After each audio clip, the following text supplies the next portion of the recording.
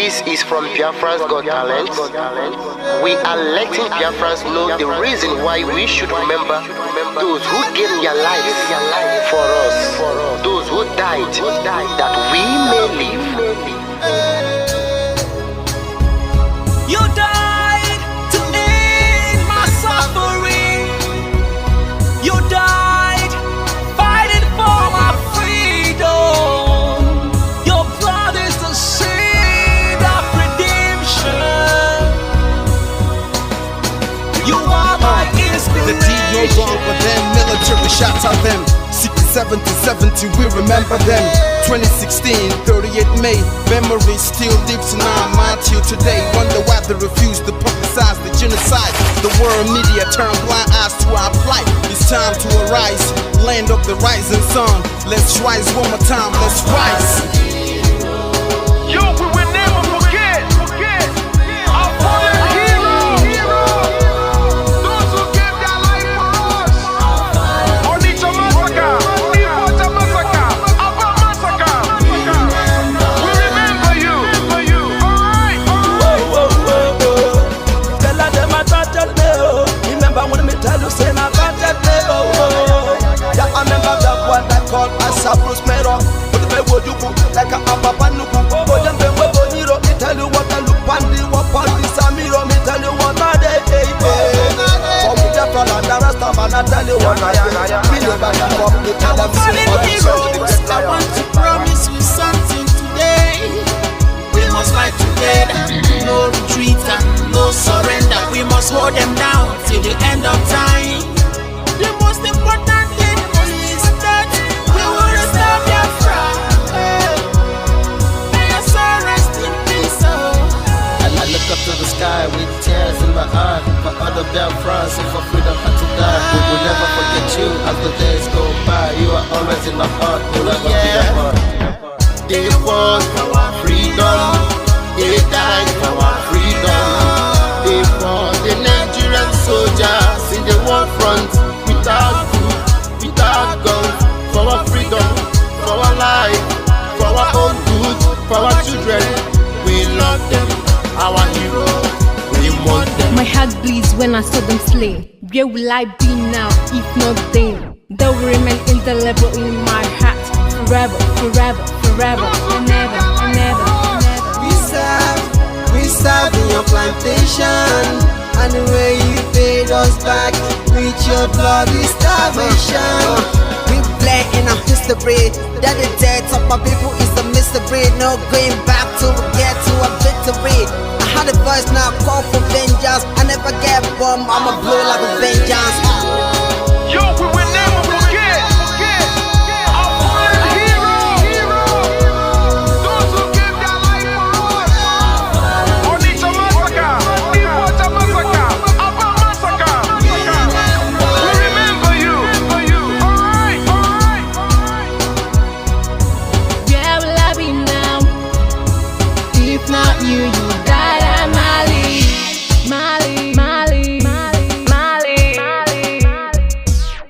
They were starved to death because of our freedom, and they paid the debt for our freedom. Flag high for those that died in the genocide, fighting for you and I. There is pain in the heart, we bleeding inside, tears in the eyes, so I'm following you. This is for my fallen heroes. Give them a motivation, people. It's like I'm looking at myself in the mirror. Cause to be a cast, I need to be a nurse. If we did not retire, They paid the ultimate price. They died for me, for the freedom of my unborn child. We live for the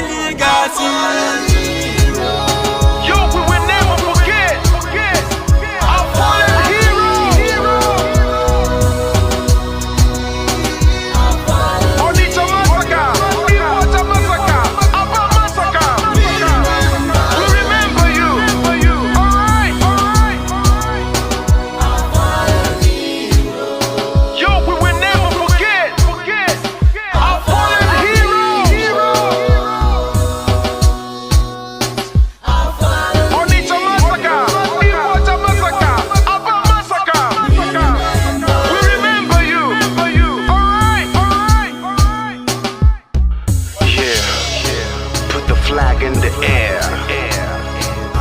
Never be afraid. March on, cause we are more than conquerors. Yeah, you know what it is. We must revenge, and we must stand to represent who we are.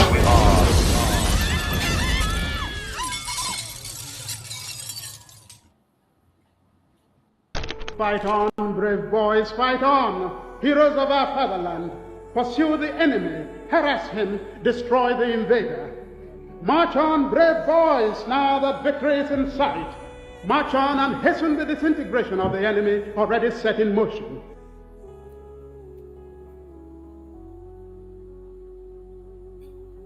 Fighting a war, knowing the difficulties, the odds against us, there is an element of fatalism, people feeling, well, if the world chooses to abandon us, then perhaps it is better we are perished. They don't ever consider a Biafra not free. They believe in either Biafra free or no Biafra at all. That means none of us living to see it. I need Biafra freedom. We Biafrans, we need Biafra freedom. For this, I decided, even to die, that Biafra must have its own freedom. I want us to work systematically towards the establishment of a good, progressive, and democratic society where all vestiges of privilege and social injustice will be abolished, and the rich contribute more for the welfare of the poor. If civil war comes, and I do think it is imminent, because right, it will for us be the price of freedom. Our people here have for a long time been prepared for this eventuality, and I am confident of their readiness. I think that when it does come, that the people on the other side would be surprised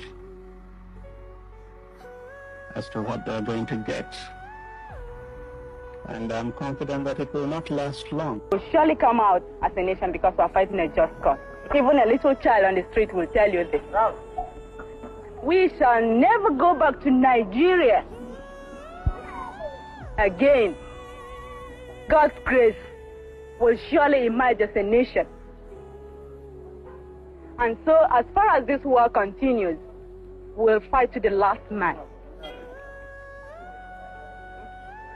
This is what Biafra is, the end of the journey for a persecuted, massacred, pursued people. We have made all attempts at a democratic resolution of this crisis. I have offered open elections, plebiscite. I have offered just an open carte blanche suggestion, anybody who can find a democratic way of finding out the wishes of the people, let him suggest it and we will go for it. Another Savior. Holy, holy, holy, holy, Adimebujuku. Another Savior. Another Savior. Holy, holy, holy, holy, Adimebujuku. Another Savior. Holy, holy. If you do not believe in what we are doing, then you better get out. We're not going to stop. God knows we can never stop until Biafra is restored. We are peace-loving people. We abhor death and killing of another soul. It's in our nature, that's how we are. But because of that, they have been coming and killing us all these years. We've kept quiet. They've been killing and killing and killing quiet. We have a case at the ICC. We have a case at Africa Union. We have a case of what else again in pending before the UN in New York. We've been to Geneva to tender our case. Before UN, till today, nothing. In fact, the more we complain to them, the more they come to abduct and rape our children, the more they come to kill us, the more they want to take over our land and our forests. And who told them that's going to be possible in our time? In a movement that I lead. You think you can come into our land and take it over? Oh dear. That means you don't know who we are.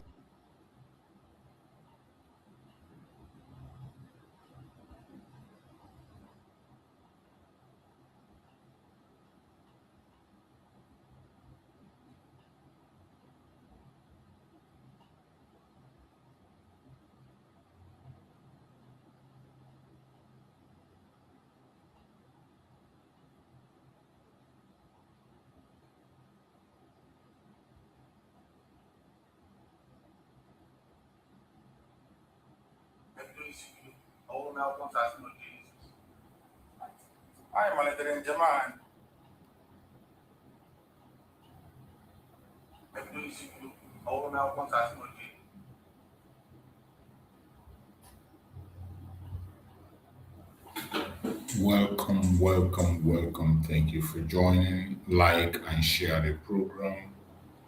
As you connect to the program, like and share, invite other people to join us.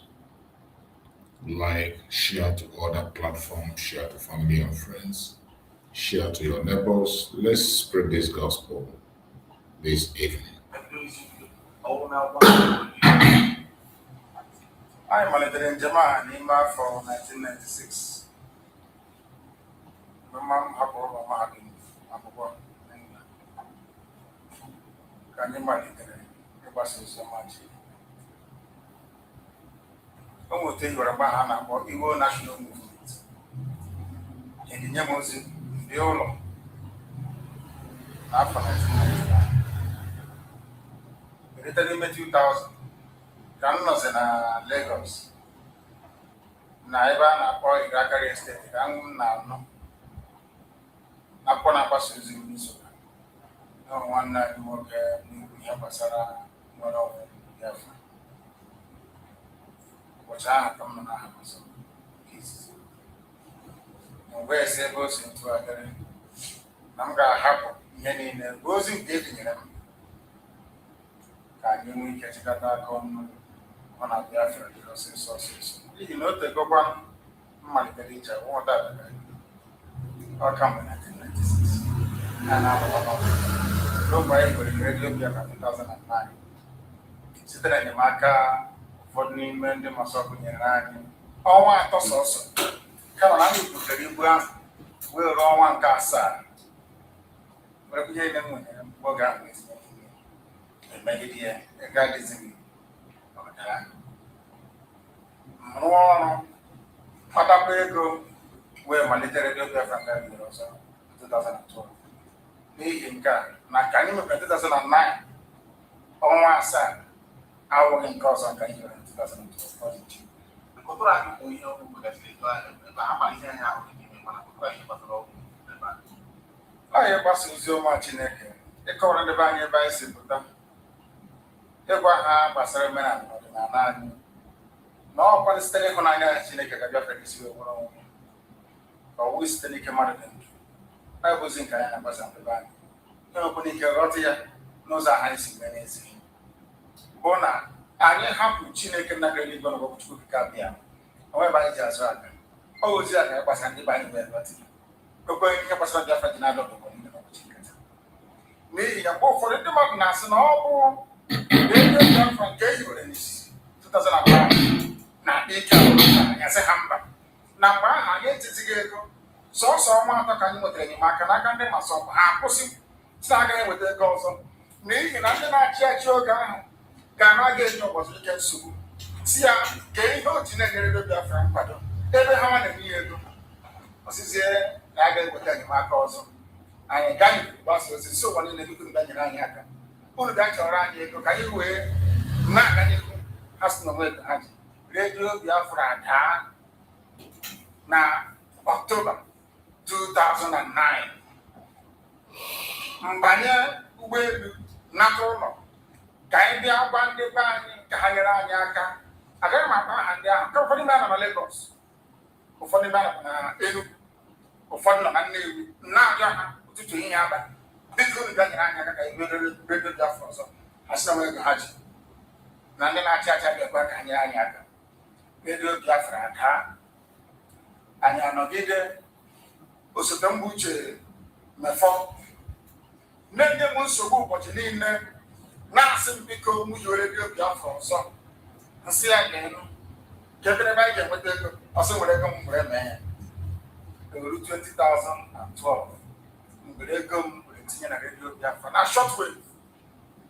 Onweghị onye ọbụla gụziri sọsọ ya bụrụ iweta ego shortwave. Ọnwa a wetara ya. Uche mefọnyere m aka, anyị wee na-eme ya n'ụbọchị nkịta. Ọ ga-esi wee dị. Ihe mere redio Biafra ji wee na-eji ndụndụ na-akụ ụwa, na-akụda ebe dị n'ụwa sọtụrụ bụ nke a. Anyị na-ekwu nke bụ eziokwu. Anaghị m atụ egwu mmadụ, anaghị m asa anya kama ana m erubere mmadụ ibe m ugwu, ana m erube isi, ana m akpanye ndị okenye kama anaghị m atụ ha egwu.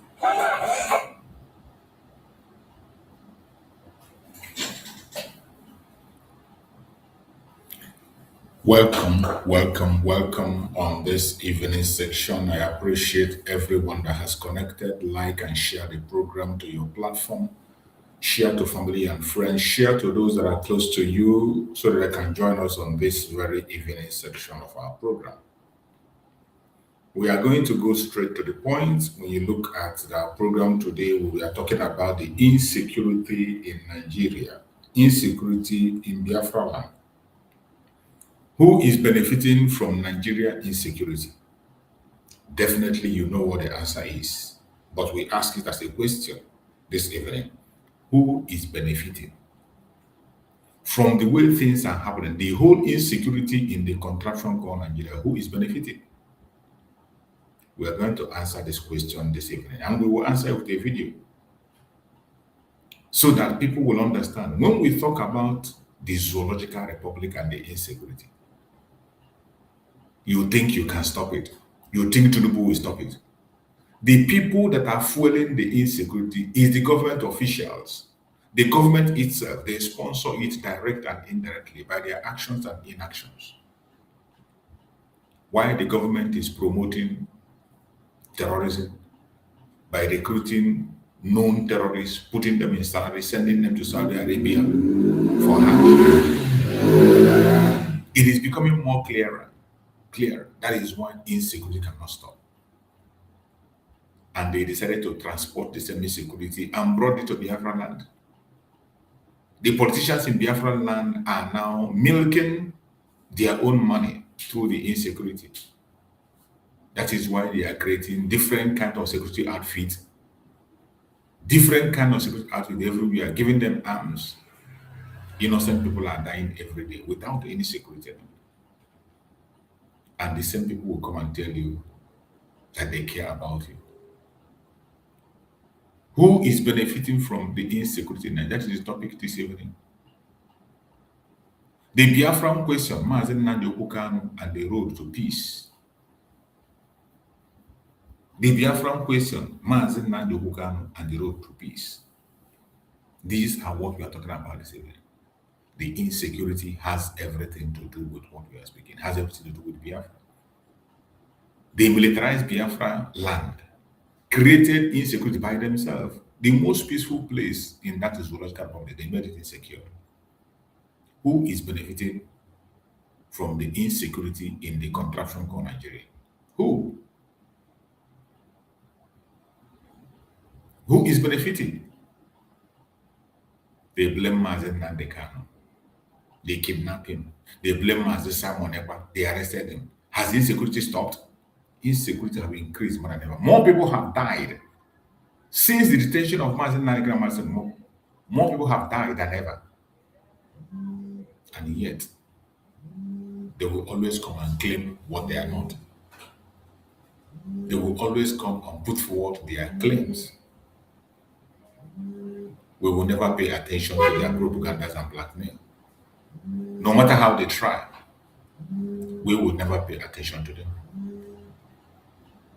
So wherever you are watching this program from today, I urge you to like and share the program to all platforms, share to family and friends, share to those that are close to you so that they can join us this evening on this program.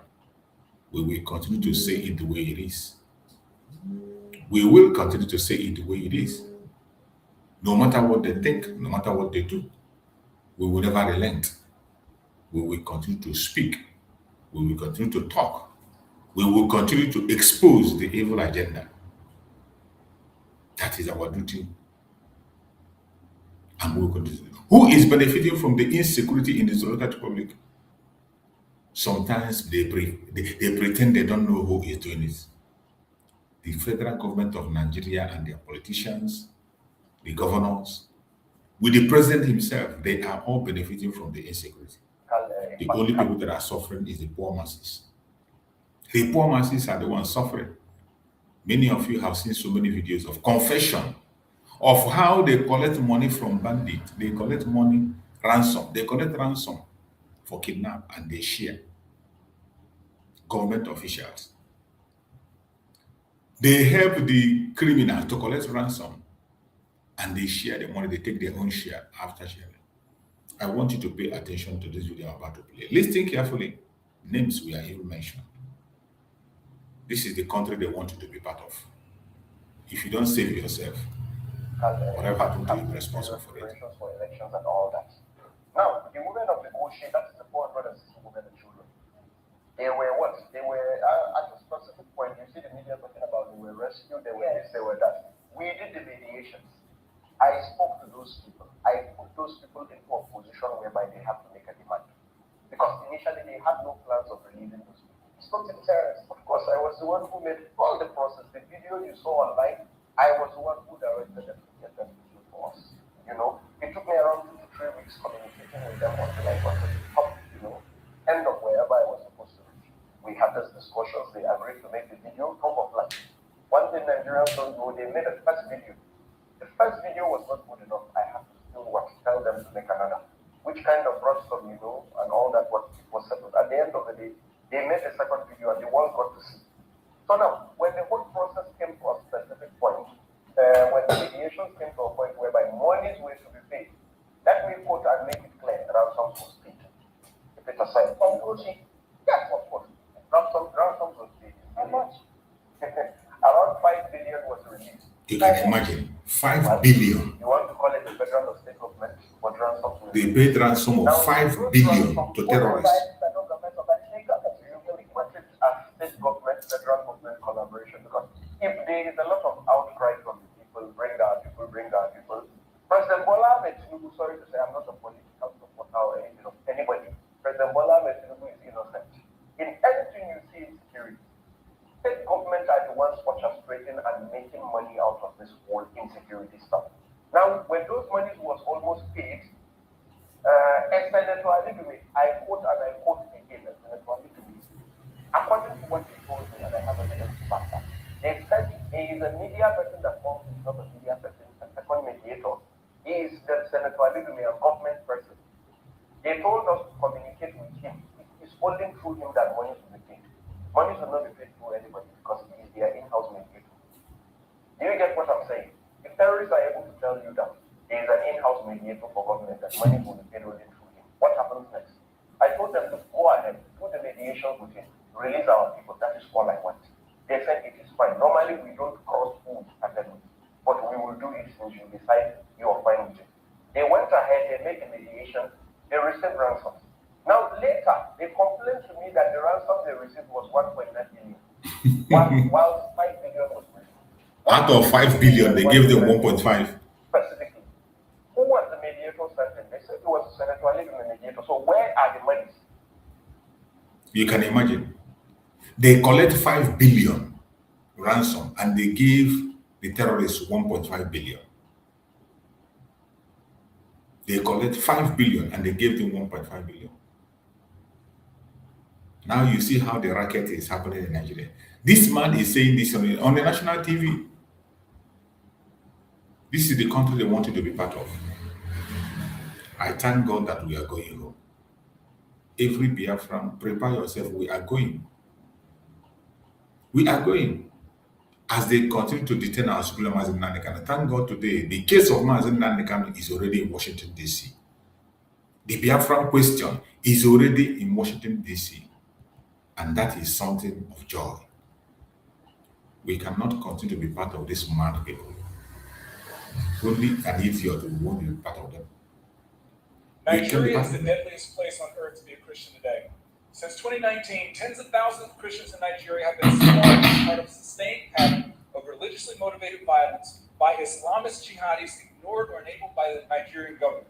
Extremist groups like Boko Haram are allowed to operate without any meaningful response from authorities. A courageous leader named Mazi Nnamdi Kanu was convicted in a farce show trial for speaking out about what's happening. He's currently serving a life sentence in prison, convicted on false terrorism charges. I implore my colleagues to support my bill, HRES 1321, calling on the Nigerian government to conduct another trial in accordance with its own constitution based on evidence, with access to legal counsel, medical care, and international law pertaining to humane conditions of detention, or, better yet, release Mazi Nnamdi Kanu immediately and unconditionally. America gives billions to Nigeria. We will not continue to fund a Christian genocide.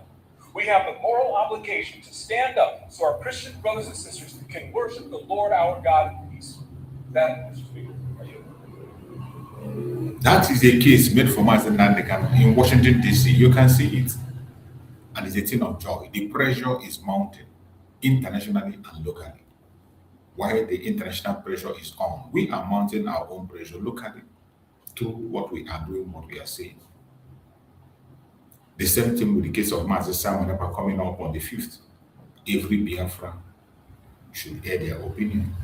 Every Biafra should support to make sure that we defeat this enemy. The evil that is ahead of us is not something that will be overlooked. If we don't do the needful, the story is going to be bad. And that is why every one of us have to put in their best.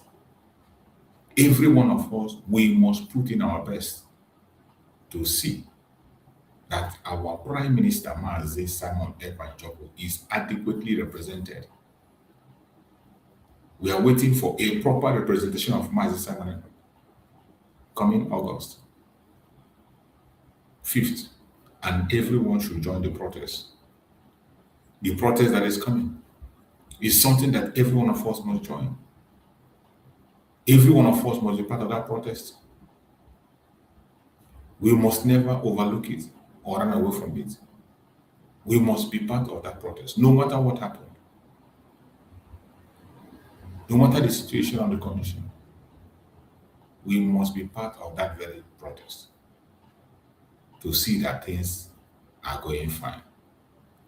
So this evening we are going to also have a program on this very IPOB. We're going to follow them on their program to see what they have to say on the case of our Supreme Mazi Nnamdi Kanu.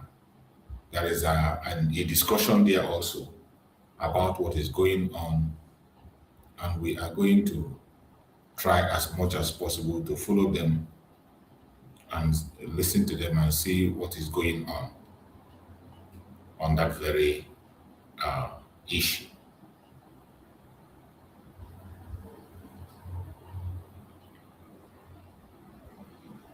Na otu onye omeiwu na mba Amerịka, John James, pụtara ma wepụta ya bụ otu akwụkwọ iwu n'ụlọ nzukọ omeiwu ukwu mba Amerịka si ndị otu ya ka ha kwado ya gba gọọmenti Naijiria ga-atọhapụ Mazi Nnamdi Kanu unconditionally. Ọ bụ n'ụbọchị ụnyaahụ ka ya bụ ihe na-afịọtụ maka na ya bụ ihe onye ugbu a efegharị n'igwe nzite ozi ọgbara ọhụrụ dị iche iche. Mayor, ọ bụghị taa ka ụfọdụ ndị omeiwu mba Amerịka tinyewere ọnụ n'ihe gbasara Mazi Nnamdi Kanu ịtọhapụ ya na ebe Nigerian gọọmenti nọ. Ọ dịghị ka okwu akwa ugbu a Mamadi akpọrọ n'ụbọchị ụnyaahụ n'ụlọ nzukọ omeiwu mba Amerịka na ndị otu ya ga-enye ya nkwado tọrọ atọ maka na asị otu osisi anaghị emebe ọhịa. Ọ dịghị ka ha ga-enye nkwado tọrọ atọ n'okwu ọkpọrọ ha na nke ikpeazụ a ka ahụ na-atọhapụ Mazi Nnamdi Kanu.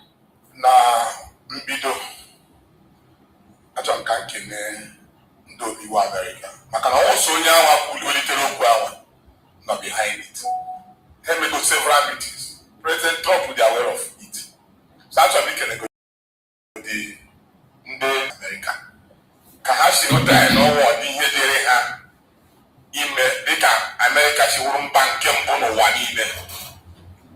A na-ekwubi ebe a na Mazi Nnamdi Kanu have become a world icon. Ọ niile agba Mazi Nnamdi Kanu okwu ọnụ ya na ihe niile gbasara ya o gosiri gị na ọ ga-adọta Biafra. O gosiri gị na kedụ ndị Igbo niile dị against Mazi Nnamdi Kanu ọ bụ ahụ ndị dịkwa against IPOB maka na ọ ga-enwerịrị ndị a ga-eyi nzu against ndị Igbo and ndị ahụ ndị Judas ịma ihu na Baịbụl okwu ndị Izrel na-ahapụ Ijipt. O nwere ndị sị na ha ga ndị Izrel sị ha agaghị ahapụ gold nọ n'Ijipt na ha ga-anọkwa n'Ijipt. Ọ bụrụ na Izrel niile sokwe Moses n'ahụ. So a na-ekwu okwu ihe ọkwa mmadụ niile ga-anọghị ya ana ọgbalụ mmadụ niile kwetere na-ekwe gị na ya ga-anọkwa ya mana ọ ga-eme na ndụ na m ga-eji anya m ya. Aga m eji anya m a ewulie flag Biafra na Igbo ndụ mba dị iche iche bịaba n'Igbo m ga-eji anya m ya na ndụ ọ bụrụ n'ọnwụ. So m na-ekele ndị mba ndị ha meghị nwunye ziri ezi na-ejikwa ohere a na-abụ ụmụnne anyị ụfọdụ ụmụnne anyị ndị Igbo ndị na-agba ndị Igbo mgba lee mana Pito ọ bịata ya kwuo egwu ndị Igbo hụba ya n'anya nwa niile hụba ya n'anya the next thing ọtọ n'ọwụwa agwụ abalị ọ ezigbote enyi m mụ na ya dị na mma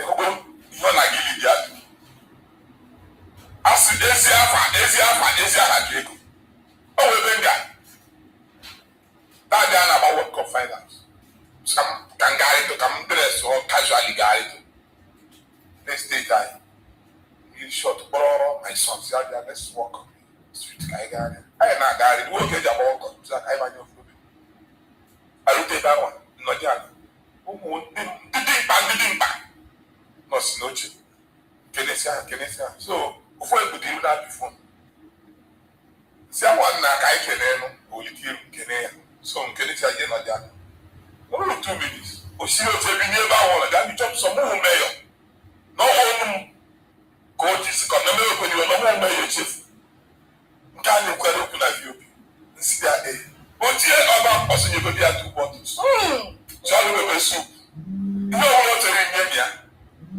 o nwere eziokwu ndị Igbo chọrọ ịnụ adị eziokwu ahụ eziokwu nke Chineke onye mere Mazi Nnamdi na-ekwu okwu ọ sị gị na Igbo wasu nke eluigwe n'Igbo heavenly language ihe Mazi Nnamdi Kanu na ọ na-agwa na Biafra ọ heaven na-abịa n'ụwa ka Chineke ga-eji wee bido ọrụ ịtụpụ ndị eke na-agbụ maka na ebe ndị Biafra taa Afrịka ebere ogbe ha n'aka ndị ọcha ụdị onye dị otu a onye ọbụla kwụdidere ga-ata ahụhụ ala ndị Amerịka ahụ na Grace ruo mgbe hụ ọkụ na Mazi Nnamdi Kanu na-achọkwa ka ha si na taa bụrụkwa Grace maka ihe na agaghị adị egwu egwu mgbe Amerịka bịara atọ bọmbụ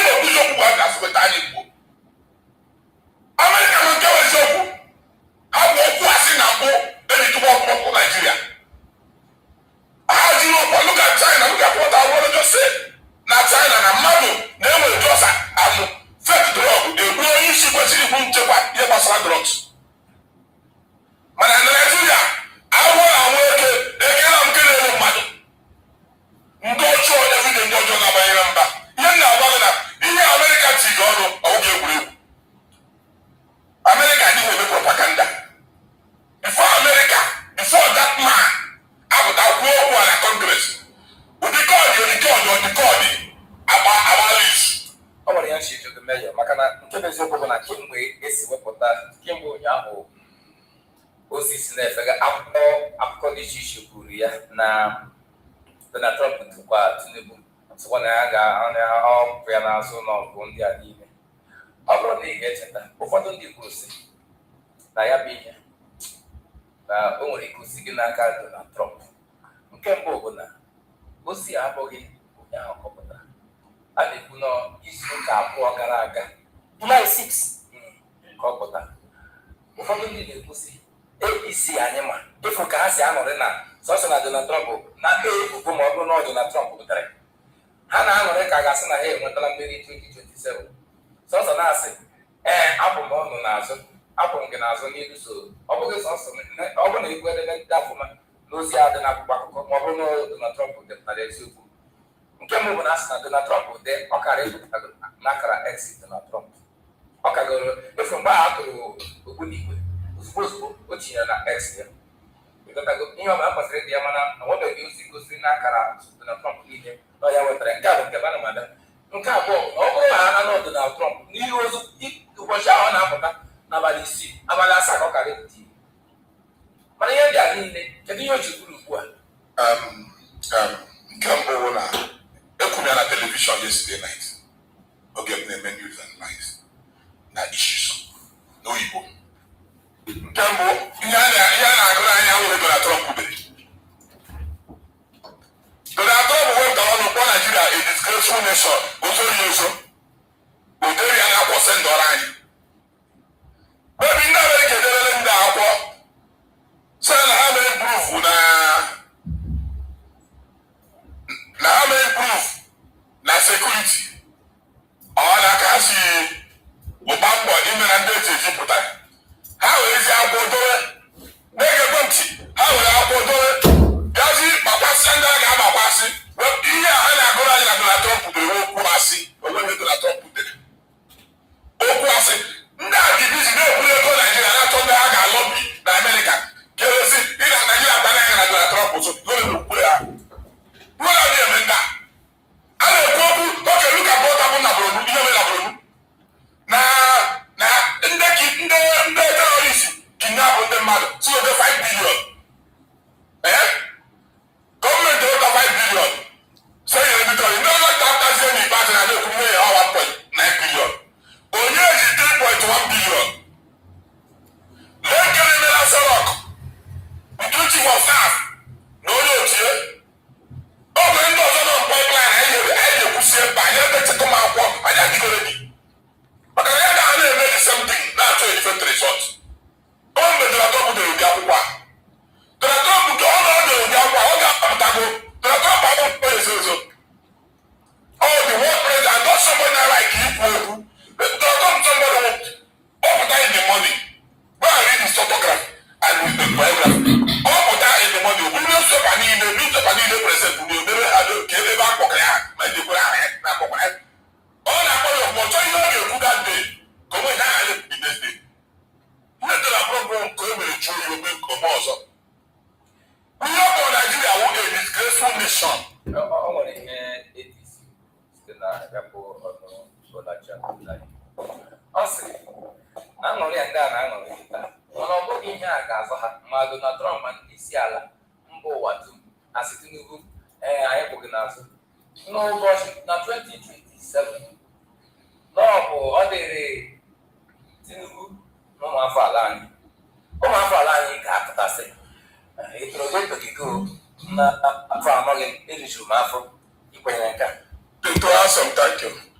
ị mara agba nwunye Tinubu si ndị mmadụ ahụ ebe aka na-ebe kwilikwili mgbe anyị asị ya bido n'ụmụ ya ụmụ ya bụdo ebe abara ebe kwilikwili ahụbeghị gọọmenti zuru ori ka gọọmenti anọ na dis gọọmenti led by President Bola Ahmed Tinubu zụọ ori ka ha na-ezo na Sorok zụọ ori ka ha na-ezo na Asọm Assembly zụọ ori ka ha na-ezo na Senate ndị oyi nwere na-abịa eme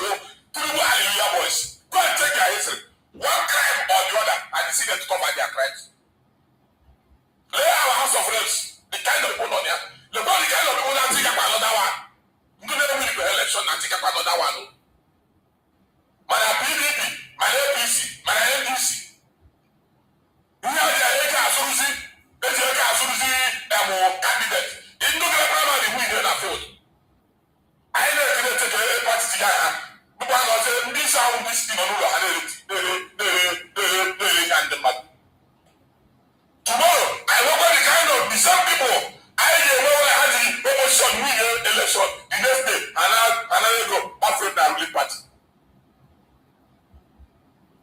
It will be 9 higher. Anyone afraid?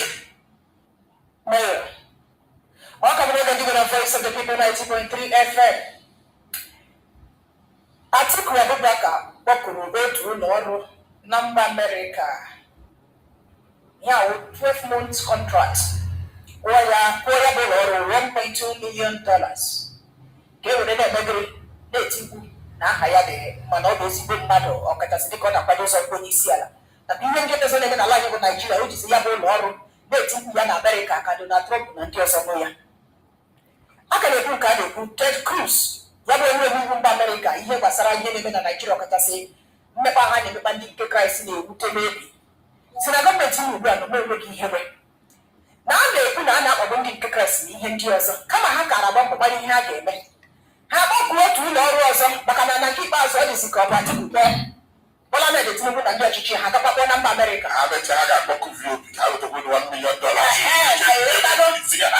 Atiku gwara nke ya na mba Amerịka ya bụ ụlọọrụ kwụọ awepụ $2 million gọọmenti Tinubu a gọọmenti Bola Ahmed Tinubu n'ezie anyị metara gakwara jekpọ otu ụlọ ọrụ ọzọ kpado na mba Amerịka kpọọ ha $9 million ka e were na-eti mkpu dịka Ted Cruz si kwuo ọ sị na ya bụ ụlọ ọrụ nọ na mba Amerịka APC na Tinubu kpọkụrụ kwụọ $9 million na ha na-akọva ka ihe si aga n'ala anyị bụ Naijiria ga enweghị nchekwa mmekpa ha na-emekpa ndị nke Kraịst na ya bụ ụlọ ọrụ kama ha gara ịnọ na-eti mkpu ya ha na-ekpuchi ya iwetago na-ete ya penti na-eme ya ka a ga-asị na enweghị nchekwa n'ala anyị bụ Naijiria ịma ihe ọma dị m na ya wụ na ha gara kpọkụcha ndị ụlọ ọrụ akwụ ọha ụgwọ ndị ụlọ ọrụ apụta akwakwuo na akpọkụkwa na ya akpọkụkwa anyị ụgwọ ka anyị kwube maka o gosiri na ndị adị okere dị bụ dịka ka President Bola Ahmed Tinubu ebufu isi ego Naijiria ihe ama na ha ga na sineti bifo ha ga-ebi ego ga-ebute ntiri na atọkwa ibu ego ebikwa ego ebuli ego ebi ofu ụlọ ọrụ na Amerịka si ewere kwuo na Tinubu na ọdị oyibo na mọdụ ekwuo na Tinubu na-eke ịgba 20 kilometers jos na ha gara wee akwụkwọ ndị omeiwu akwụkwọ ha sodere na Trump dere ke ndị isi ọlọ wudo na Trump dere ha bịa nga a na-akpọcha mpelu na Sorok ọ gosi na ndị ahụ ndị nwere adị eme kezi nna eburu $1 million na $9 million ụmụ obodo anyị agụụ na agụụ ha one bag of rice on 5,000 naira ihe na-adị eme nta ekwensu iwu na-eweta ndị ama ọkụ ma ebe ekwensu ga-eti ha ga webe otu ndị ọzọ ọjọọ maka ndị emekarịa n'ekwensu ekwensu ga-anọkwa ebe ọ na na-asị Chineke akawa m ndị mma edobe ebe a m nọ akawa m ndị ama edobe ebe a m nọ ọtụtụ ozi na-apụta na ya bụ ụlọ ọrụ ha kpọkụrụ na mba Amerịka kwụọ $9 million ọ sị na ọ bụ otu ọfisi otu lọfem nọ na Kaduna na ọ bụ na ntụziaka onye National Security Advisor n'ihu Ebadu onye kpọkụrụ ya bụ ụlọ ọrụ na mba Amerịka ọ bụrụ ile anya dịka Ted Cruz si kwuo ya bụ ụlọ ọrụ oge enweghị nchekwa na ala anyị bụ Naijiria ha na-ekwupụta ya kama ha na-ekpuchi ya n'ụzọ ga-adị ka ihe ọdịmma na Naijiria na-echekwa ndị nke Kraịst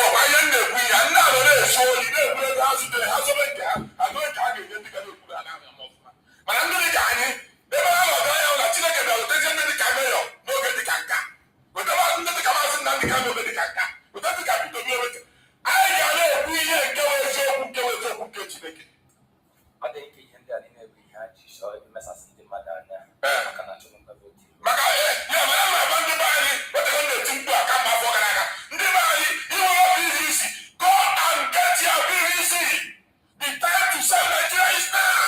Ọ nwere ajụjụ nna ajụ ndị ọbịa dị kemgbe izu ụka anọ aga m ajụkwa gị ya ajụgo m ya Mazi jụọ ya kọmreshi chukwu ebe achọrọ m ịjụ gị ndị Katọlik kwu na ntuli aka na ụmụafọ ala na-eji metụta uche eme gịnị atụte ya na ọ nwere ihe afọ mee ya bụ ntuli aka na 2027 ọ bụrụ na asị gị na Mazi na ụfọdụ n'ime ụmụafọ ala anyị nwere ikike n'ime ha agaghị ekweta na ntuli aka gara asarịrị werere bịa dosi na ahụrụ Mazi ha fụkwuru asị na ndọrọ ndọrọ ọchịchị nwere ka esi akwụ ya nke a bụ na ọ bụghị site na akacha nwee mkparamagwa na-enweghị ikwu mgboro ndọrọ ndọrọ ọchịchị onye kacha wee bute ka ịmụta mmeri ya kwenyere na ọ bụrụ na mkpọpụta ụlọ amelitinubu na ntuli aka a ga-agarịrị sịrịrị werere iji kweta n'eziokwu na INEC mara mma. O nweghị ihe ga-emenụ President Tinubu win election Biafra na Nigeria. Maka na ọ ga-agọnụ ngozi atike kosicha ngozi achọ si ebe one mug of rice nọ wege na 80,000 onye Buhari the worst president of Nigeria kasị mma in leadership democracy. As ka anyị ga-ekele ọbụ ihe ị ga-eji zi aga ịdị gara President Tinubu election vote. Part of ihe o mere ọ bụ insecurity ọ bụ iburu ihe a na-eri ka ọ okporo ụzọ ọ na-arụ gwa m kolelu Coastal Road ha zika ngwa fraud another fraud aka ga-emepe emepe.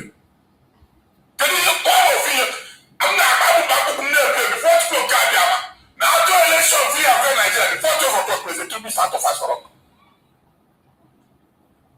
Eweziokwu ka m na-agbago eweziokwu since the history of the look at Buhari the worst president ever in Nigeria has been kept President Tinubu mma onye so accountant.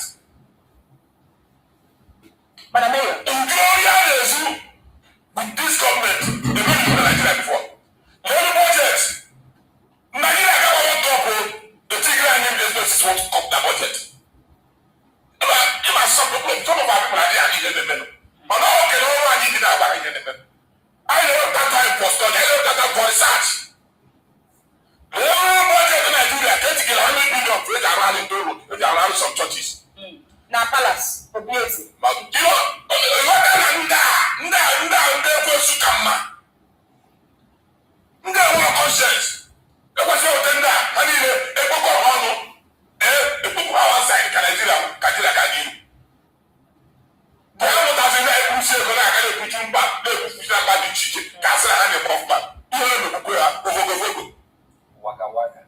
Mayor, you put a little Rasara when you see about 2027 rural answer.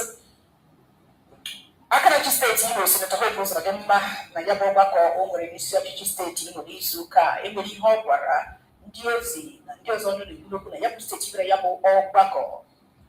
Also, Nayama. Na ndị gọvanọ anọ ndị ọzọ enwere n'ala Igbo na ha abịakọla ọnụ were nkwekọrịta na ọ bụ Bola Ahmed Tinubu ka ha ga-akwado inweta mmeri nke ugboro abụọ. Ọ sị na Bola Ahmed Tinubu agbalara ụmụafọ Igbo mbọ n'ebe o buru ibu ma ndị obere akụrụngwa ndị eji nyere ndụ aka dị iche iche Bola Ahmed Tinubu merere ụmụafọ Igbo na ha nwabụ ndị gọvanọ ise si ala Igbo na ha ekpebiela ịkwado Bola Ahmed Tinubu maka ọchịchị ya nke ugboro abụọ. Ọ dị dịka nke a ga-emetụta votu Mazi Peter Obi ga-enweta n'ala Igbo ka ọ dị dịka mmadụ ise bụ mmadụ ise votu ha ga-atụnye bụ votu ise. Adịgbo ọ dị ka onye si na fọt gaa na fes na ndị nyere ya onyinye anwa na ọ ga-agbakọta ha azụ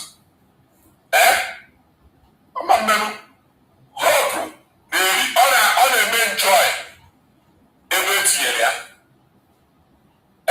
ka Imo steeti agụ na nwa ndị mmadụ aba n'Imo steeti adịghị ere one bag of rice 30,000 n'Imo steeti na-ere 80,000 n'Ebonyi steeti.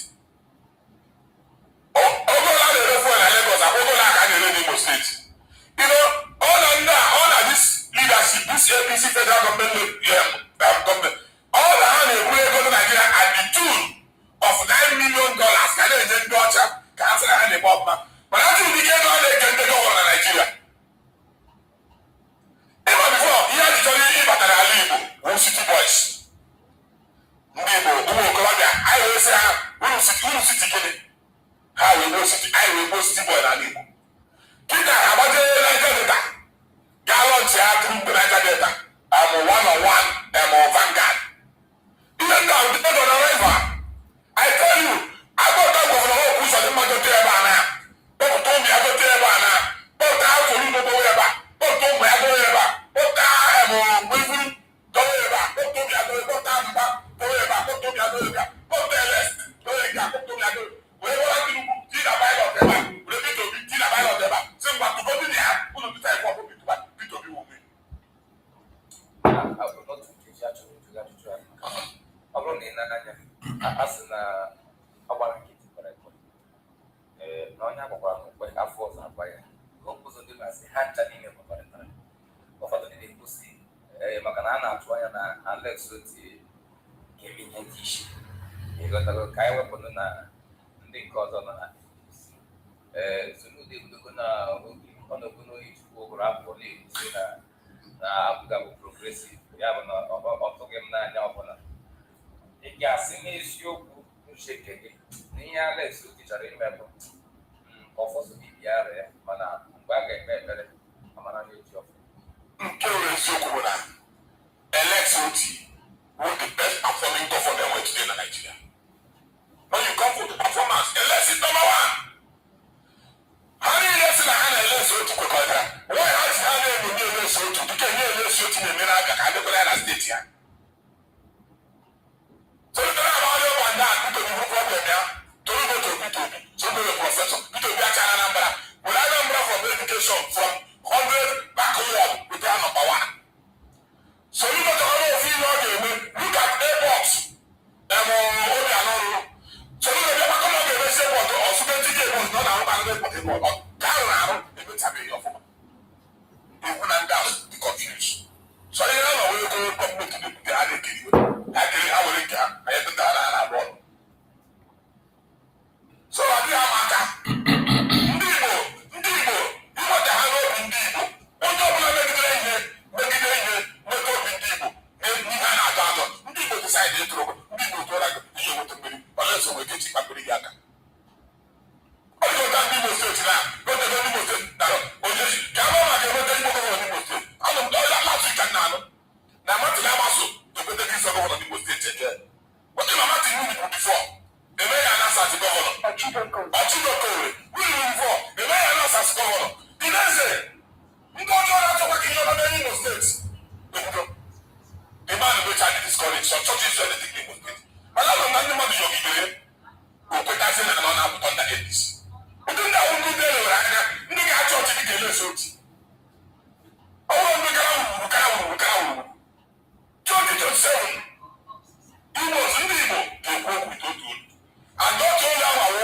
Peter 2027 Igbo ga-eji otu onye bụ okwu Peter dịka abeyọsi anaghị etupu aja ha bụgara ọtụtụ maka na ịrụ ga-abụrụcha nwanne gọọmenti steeti Ebonyi apụtala mkpuo na ha chọrọ iwepụta iwu ga na-ahazi ma na-achịkọta ihe gbasara ndị na-ere ntụ ụlọ na steeti Ebonyi ha sị na ha enwetala ọtụtụ mkpesa ihe a na-emezi ndị bi na steeti Ebonyi gbara ntụ ụlọ ihe ndị landlord na-ejeti na-eme ha na-abụ ekezi ya na nke ikpeazụ na ha chọrọ iwepụta ihe nlenye anya ihe gbasara ndị ejenti ndị landlord ụgbọụlọ na-agaghị abụ 1 naira ikwu 25 naira ọ bụrụ na anya soro iwepụtakwara ihe gbasara ya bụ ihe n'oge gara aga si n'oge na-adịghị anya na steeti Anambra ndị ejenti na ndị landlord na ya na-abịa wee ji obere na-abịa wee chọrọ ikpe imekwumeti ya bụ ngalaba ịhụ na ide dị mmesi ndị mmadụ ike ọ ga-abụ n'oge a na-enweta a na-eti mkpu ihe gbasara ndị na-ere nche ụlọ ihe ndị landlord na-eme ha ndị ejenti ewerezie ha na-akpa iri na Lagos ya anyị ga-amanya nke Lagos ọnụ aka bụ onye chiọnụ maka na nke ebe ahụ next week oge nke abịa mmeweta akụkọ m dere 17 years ago maka ndị landlord na tenant even emecha ndị aka mee stika they say no to 10% house increment all this year this stika ndị give for kadia ndị Chibempu mgbe Fashola governor of Lagos State na-etiwe anya n'ihe gbasara but one of the problem challenge a na-enwe n'obodo a this country wụ ndị landlord na ndị agent kedu ka a ga-esi asị na agent wụ 10% ekwuru ụgwọ ụlọ 100,000 agent ya wụ 200,000 ya na ka a wụtazikwa nke ikpeazụ ahụ ikwu ọkọshọn fee ha wee na-akpara ama ụmụ ebe landlord dịkwa akwụkwọ anụ ụmụ ndị nchọ ka kwukwuru na ihe mmadụ bụ onye ọzọ kwuru a na-akpọ ego mebiri eziokwu that man na ụlọ ya jide na Lagos a ndị mmadụ gara akwụ 2 bedroom flat 500,000 ebe ndị landlord ọzọ nọmti that place na ndị mmadụ 1.1 million otu onye kwesịrị ịkọ ya aka tupu onye abụọ dị nsọ onye ọzọ bụ ego mebiri eziokwu is a very agent so onye mezi asị na ọ mere gịnị n'obodo wifuru onye na-ewifuru this idea ọ chọrọ isi na ọ chọrọ ime agent fee ka ọ bụ 2%. onye nyere iwu furu this idea na ezigbote idea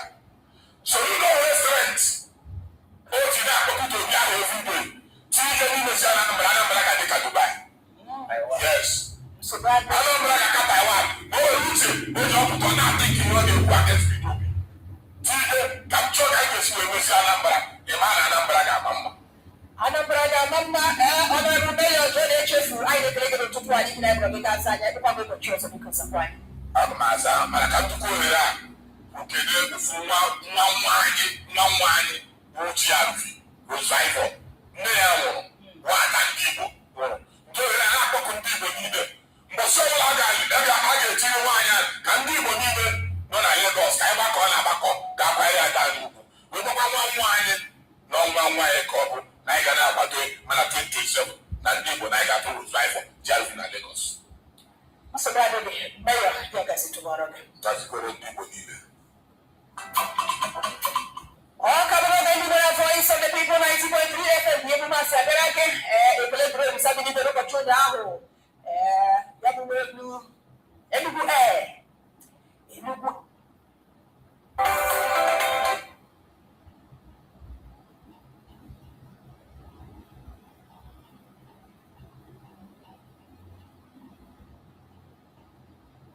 Across the globe, today is Friday, July 24th.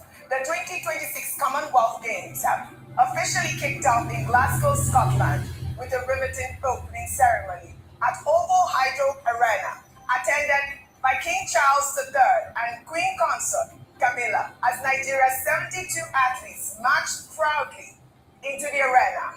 And over in the United States, a man was shot and killed by police officers in Madison, Wisconsin, after officials say he pulled out a knife and injured an officer, sparking immediate protests in the city and reigniting America's fierce debate over police use of force. Let's dive right in. I'm Ekpa, and this is what's trending.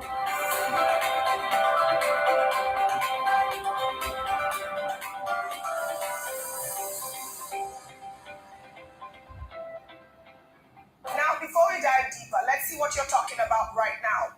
We've been tracking conversations on X, Facebook, our YouTube live feed, and of course, Leke. And 3 stories are dominating your timelines this morning. Trending at number 1, tears and prayers filled social media on Thursday afternoon after an Enugu Air aircraft carrying 68 passengers and crew overshot the runway at Benin Airport, veering off into a bushy area. The NSIB has launched an immediate investigation. We have the details. Now, trending at number 2, Senate President Godswill Akpabio finds himself in hot water as Senator Adamso Shomole playfully calls him out for breaching their political truce with a comment about massaging a woman's leg on a private aircraft. Now, trending at number 3, giant clusters of strange white foam appeared on the Kaduna-Abuja Expressway on Thursday, attracting many curious onlookers, leaving them asking, what exactly is this mysterious substance on one of Nigeria's busiest highways? Now, here is where you come in. Join the conversation. Use the hashtag What's Trending with Ekpa. Comment on our live feed, and of course, Leke. Tell me which of these stories matters most to you. Because for the next hour, we're going into everything that has Nigeria and the rest of the world buzzing. But first, President Bola Ahmed Tinubu takes a swipe at ADC presidential candidate Atiku Abubakar during a Northeast stakeholders visit, accusing him of privatizing government assets and leaving pensioners unpaid. Let's watch.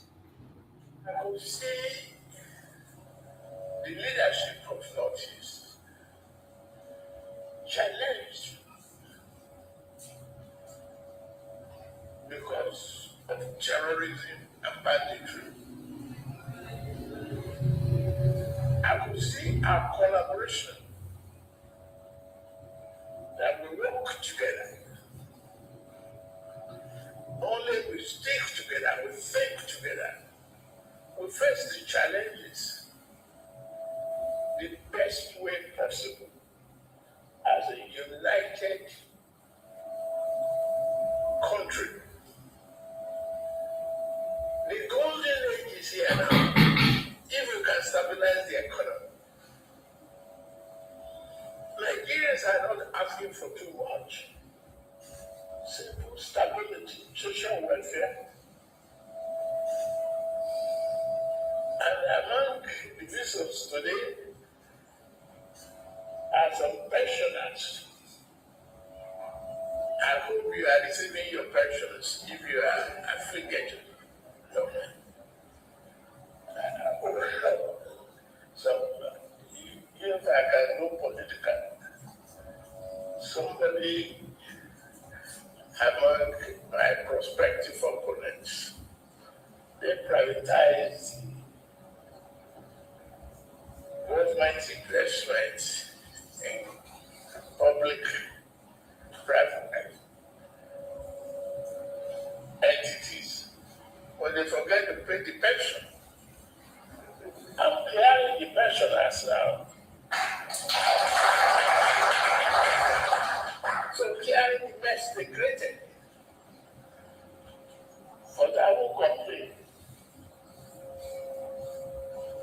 The integrity and the commitment that you show me all from notice.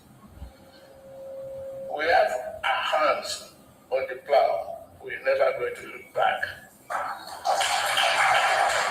All right, President Bola Ahmed Tinubu did not mention Atiku by name, but nobody missed the target. He was speaking while receiving Northeast stakeholders at the State House in Abuja, led by Borno State Governor Professor Babagana Zulum, who came to thank the president for renominating Vice President Kashim Shettima for 2027. Well, this is not the first time the president has taken this swipe. He made similar remarks in April, questioning whether anything the opposition privatized is working today. Well, Atiku previously described those remarks as a reckless tirade that exposes a troubling pattern of hypocrisy and historical amnesia, defending the privatization program as necessary reform and pointing to companies like Owando and Transcorp Hilton as proof of its success. Nigerians are reacting to the story. But first, good morning, Dr. Abati. Good morning, Ayo. Good morning. Rufy on fire, TGIF. Finally, right? But like I said, Nigerians are reacting to this story. Obviously, and it was last night. Yes, absolutely. You look dapper, by the way. Anyways, I'll take this reaction. Yes, I know what to think. Can I mention her name? Miss Kikelo. Well, all right. I'll take this reaction from Kabir, who wrote, "Sorry, Mr. President, but your promises no longer carry much weight with us. You promised us stable electricity, yet today we're still battling darkness. Mr. President, you criticize privatization as private sector participation is inherently responsible for Nigeria's failures. Yet under your administration, we have also seen major transactions involving the transfer and restructuring of strategic energy assets between NNPC and private companies, including the government-approved transfer of NAOC's Nigerian assets to Owando. Your Excellency, you speak of a mess that was created. Shall we also talk about the state of insecurity in the country under your watch? The enormity of that mess alone dwarfs whatever you claim you have inherited. Daddy, Nigerians deserve answers, accountability, and real solutions, not excuses, blame shifting, or endless finger pointing. I mean, the president is the commander-in-chief. At this moment, Nigerians are obviously very frustrated, really, especially when it has to do with insecurity matters. And you'll understand why some Nigerians will react this way. But I thought that the president was quite vocal, and I thought that his comment about, paying pensioners at this point should also be, looked into. Are they really being paid? Because I know that we've seen some police officers go out on the streets in protest against their pensions not being paid. Your thoughts? Okay. Let me just make general programmatic comment, which is to say that we should learn from other jurisdictions. The Prime Minister has just been changed in the United Kingdom. Once the Prime Minister got to that position, and even before him, we've always talked about the politics of ideas. When Andy Boham assumed office, or even before then, people were saying, what are his ideas? What are the things he wants to pursue? Both the opposition and even members of his own party were saying, we don't know enough about what he wants to do. Eventually, he came in 10 years government in every postcode. I will make sure I transform UK economically. There's something tangible In Nigeria, what we do in our political systems is what they call tit for tat war. Turning this process into a war of attrition, the type we have in between US and Israel in the Middle East, is not what we recommend in this cycle. We would like our leading politicians to contest at the level of ideas and for their followers, their spokespersons, to also talk about ideas that we can hold them accountable to. Nigerian politics are so degenerated that in fact some of these political parties, 6-7 months to the election, we don't know their manifesto. So what we want to hear from up to this later plan, because when you are taking a matter from Fresh pressure from Washington as U.S. Senator Ted Cruz has accused Nigeria of launching a public relations campaign instead of responding to American concerns about insecurity and violence against Christians. Ted Cruz was reacting to the U.S. House of Representatives vote to withhold 100% of U.S. assistance to Nigeria. In a post on X, Cruz stated that Nigeria's $9 million lobbying deal was an attempt to deflect rather than address U.S. concerns. He wrote in part, Nigerian officials have created an environment that facilitates mass violence against Christians and religious minorities by imposing blasphemy and Sharia laws and looking the other way at jihadist atrocities. The U.S. government knows the Nigerian officials responsible for these policies. I have been pushing my bill to sanction them, and President Trump has even ordered military action instead of responding to American concerns. Nigerian officials waged a public relations campaign against critics. Now, Rufai, this has generated significant reactions. Paying $9 million to communicate Nigeria's efforts to protect Christians to U.S. government has been a hot topic of debate, but Ted Cruz's reference to Sharia and blasphemy laws will also be deeply controversial inside Nigeria, with many arguing that the country's security crisis is far more complex than Cruz's framing as a religious persecution issue. Ignores the ethnic, economic, and political dimensions that drive violence in the Middle Belt and elsewhere. Before I take reaction, I'd like your thoughts on Ted Cruz's comment. I mean, this is just coming after that letter was revealed yesterday by Onanuga. I mean, what Ted Cruz said is very apt. And that's why when the likes of this government, the Onanuga was saying that it's a shame for Atiku to go to abroad and try to out our president and all of that, that's unpatriotic. Did what the government do is patriotic? Nigerian government. We say there's Christian genocide. Yes, there's killings of Muslims, killings of Ayala worshipers, there's killings of Shokono worshipers. In fact, there's some parts of this country, like the Plateau and some other parts, there's a direct Christian genocide. Then what was the government reaction? Rather than stop the killing, yes, we know they partnered with Trump and they got some terrorist killing. But rather than focusing on that, then they went to take lobbies to go and say, oh, all lives are being killed. It's not only Christians. So it's not an appearation to the lives of the Christians that were already killed. To balance the argument Dr. Abati was making, Dr. Abati, you know me, I don't have any dog in the fight. To ask case to answer, that's what Bayo Onanuga too said. As regards the William Jefferson case. So that it's not a case of fights like this. I highlighted it and Maria highlighting it. Doctor, article to ask case to answer. So he can't only say about Tinubu's own. He asked case too to answer. He mentioned his name between the William Jefferson one and everything. Maybe the Bayo Onanuga too. We go and now, what did you call that? We'll register the case here and bring it up against him and all of that for seeking disqualification or maybe criminal forfeiture or civil forfeiture, whatever you call it. Atiku has his own to answer. So it's two of them that are going at each other in this that have their own to answer. So it's 50-50, no cheating. But as regards the privatization, I think I should just clarify something. Yes, when the privatization happened then, it brought some challenges as regards payments. You remember the time they used to make jokes about Nigerian some pensioners that were not paid, Nigerian railway pensioners, daily times pensioners, people that work for all those privatization. But it is not also fair for President Tinubu to say that because that privatization process was largely very successful and saved this country. One person very dear to me worked extensively on those privatizations, and we know how some of those companies still exist today because of the transparency of the process of that privatization.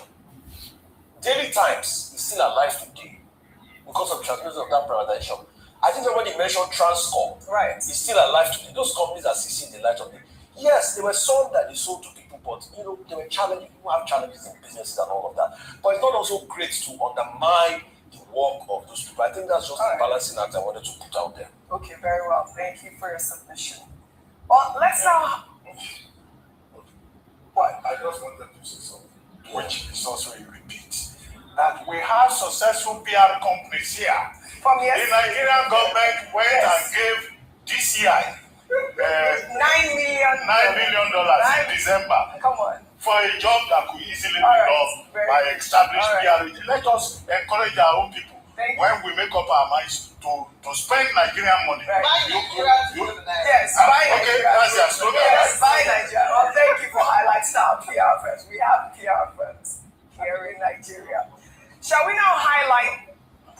We have to move on. All right, we have to move on. Let's now highlight this movement that has Nigerian Senate in stitches. Senator Adams Oshomole has playfully called out Senate President Godswill Akpabio for allegedly breaching their political truce over the massaging of a woman's legs aboard a private jet, calling it evidence that old habits don't die. Let's take a look. I want to report to this house that the Senate President and I, we signed a truce of no more hostilities. And the Senate President breached the truce by reverting to a previous matter with a view to behaving like. So I told Mr. Senate President, the truce time. You should not violate, I will not violate. You are my brother. You are my leader. You are my president. So that's all I want to say. I'm not going to read the order again. Order 72, I hereby drop it. Just to say, sir, protect vertically challenged people in the Senate. Agreement is agreement. So I assure you, I will never refer to the unsenatorial comments of bringing the man dead or alive. But I want to assure you that this chair will protect everyone, every single senator, and particularly my brother, my friend, my colleague, when we were governors, and in every respect, a leader in my zone, the civil senator of the Shole, I hold you in very high esteem, and I assure you that agreement is agreement. I will not be. All right. Nigerians are laughing because obviously you know that the Akpabio-Oshomole dynamic in the Senate chamber is one of the most entertaining and politically significant relationships in the National Assembly. The other day we were... The Senate of the Federal Republic has now motivated some Nigerians to say they have turned the Senate into a version of Big Brother Nigeria. And some people say it is now the House of Cruise. It is the House but of in any case, right. I hope that the good humor that the lawmakers often exhibit, while it is entertaining, we also like to see that they should bring the same energy, the same conviviality, their basic assignment in making laws for the good governance of Nigeria, which is what Section 4 of the 1999 Constitution talks about in terms of the responsibility of the legislature. But it's good to see the restored amity, friendship between the Senate President and Senator Adams Oshomole. Yes. And I hope this will last. I hope it will be sustained. Yes. You don't want it to why? You want content. Because you are talking about content. They were releasing some truths. There was accountability, there. Sometimes when... Which accountability about the AI generated massaging? Who said it was AI? Who said it was AI generated? That was the I mean, we have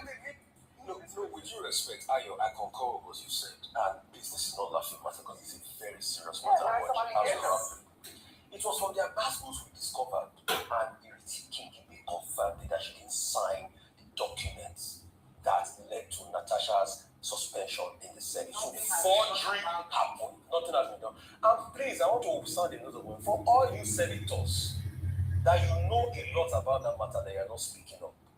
Your conscience will eat you up, and God will judge you. All right. I just want us to leave it at that. All right. Well, at the end of the day, we're just going to, clarify on this table again that the resolution was that was an AI-generated video. But I'm happy that they have resolved because, it's a huge distraction, I believe, in the Senate. We need to be discussing more urgent, important, national interest stories in the Senate. Or more on the Senate. A video of a mansion allegedly belonging to Senator Engineer Kenneth Emeka Eze, representing Ebonyi's Central Senatorial District, has surfaced on social media. The mansion, sitting on a large property, features a long driveway flanked by palm trees, while the house features large Roman columns, almost resembling the White House. The footage was filmed by a blogger who claimed the mansion belonged to Senate President Godswill Akpabio, but the office of the Senate President has since denied the claim, saying he has no affiliation with the mansion. Ayo, this video has gone viral for all the wrong reasons. A White House-looking mansion allegedly belonging to a sitting senator is bound to raise eyebrows. The question Nigerians are asking is, how can a lawmaker afford this on his salary? Public servants with properties like this owe Nigerians a clear explanation, and the Code of Conduct Bureau should be asking the same question. Ayo. Is the one that should come on that question. Yes. Again, like has been said, the Senate President has denied that it's his mansion, and we'll get to the bottom of this because we'll, just ask a few questions. That is opulence at its finest, as it were. There's nothing wrong with this. Well, it's a fine building, Dr. Mazi. It looks good. It looks fine. This is really opulent. It's allegedly. Well, you can Google it. We have our correspondence for our yes, I'm just trying to be I'm ensuring that it's fact-based and that it is an allegation that has been made. And on the surface of it, anyone who has worked hard for their money deserves a little enjoyment here and there and should indulge. What we don't want are people who cannot demonstrate how they are able to afford such opulence and are spending money on this, and yet their constituent members, if it's a senator, are languishing in poverty. This is a stark irony of the Nigerian story, where the rich seem to be getting richer and the poor seem to be getting poorer, where there is no accountability as to where someone just blows overnight.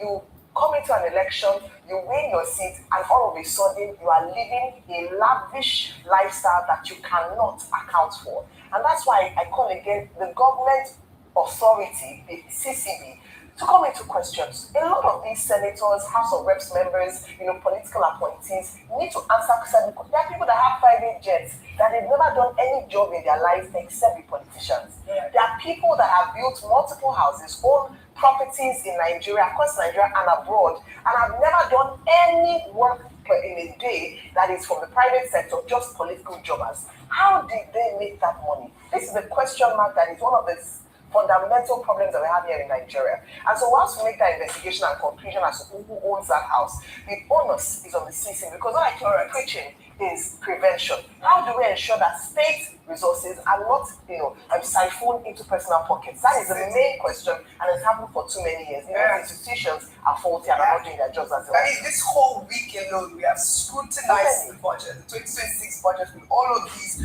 weird allocation article accusing of, duplication of budgets. We saw, 8.5 billion going to churches, 22.15 billion going to palaces. This really is the sort of scrutiny that we need. They shouldn't tell us this, that this building is community center. Because they said this is like you have called out the agency that's supposed to scrutinize this. But, we told you we'll be reading your comments. So I'll take this comment on Leke from Joe Abdul, who wrote, "It appears that the Nigerian Senate, under the leadership of Mr. Akpabio, has been perceived as a source of comedy when individuals entrusted with legislative responsibilities begin to disregard their duties. Their work may be seen as a parody. I wish electoral outcomes genuinely reflected the will of the people. Some individuals may never assume positions of leadership again. Well, thank you to Joe Abdul on Leke Leke. We're going to continue to highlight your comments on Leke Leke. Now, let's take this story in aviation. On Thursday, Nigerians reacted with fear and relief after an Enugu Air aircraft operating from Lagos to Benin overshot its runway, veering off and coming to rest in a bushy area surrounding the Benin airport in Edo State. There were 63 passengers and 5 crew members on board. Let's take a look at the aftermath.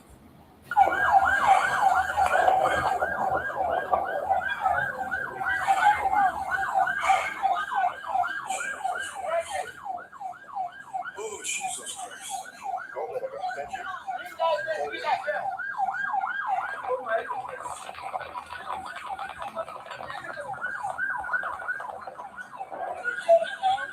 For my life, we will survive this one. I'm not there again now.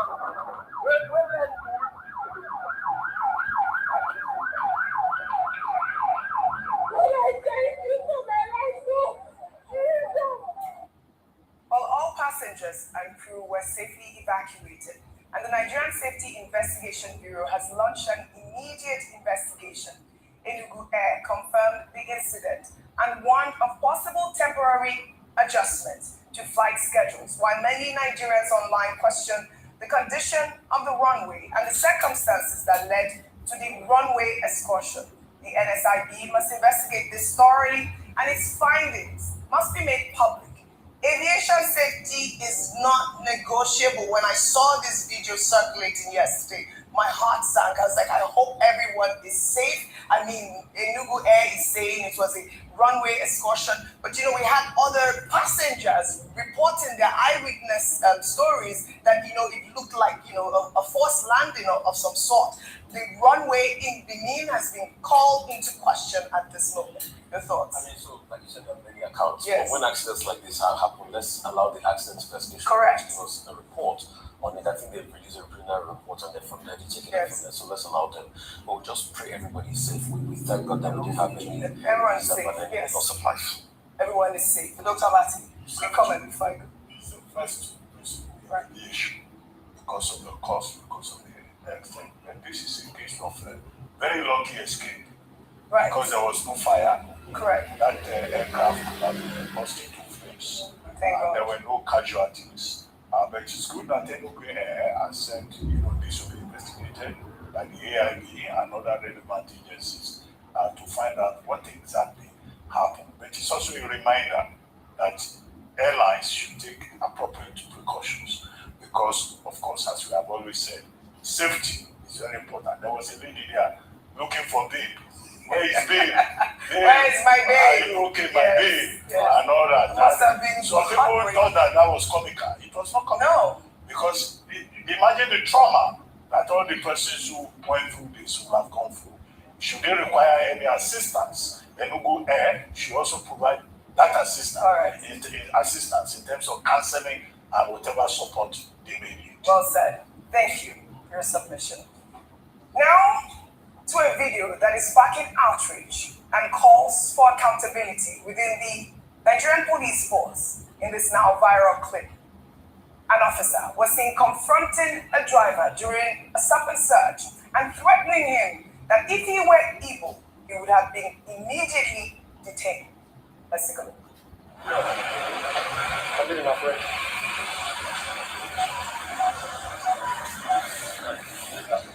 Okay, yeah. Sorry? I don't have anything else. I don't have anything. I have nothing. I just want to see you are very close to that. Another person or you or that person. I don't get anything. That's right. So I'm giving you my. Can I have my driving license? What did I do now? You have my driving license here. I'm recording you.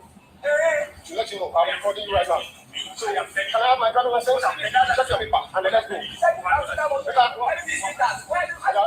Don't shout. This is now going on record. But I've already told you. You have my paper, my paper is correct.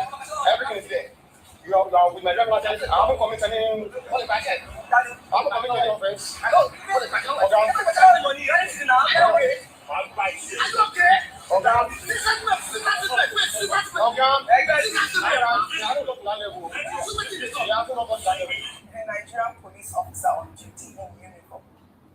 literally telling a citizen that his ethnicity would have determined whether he was detained or not. This is not a slip of tongue.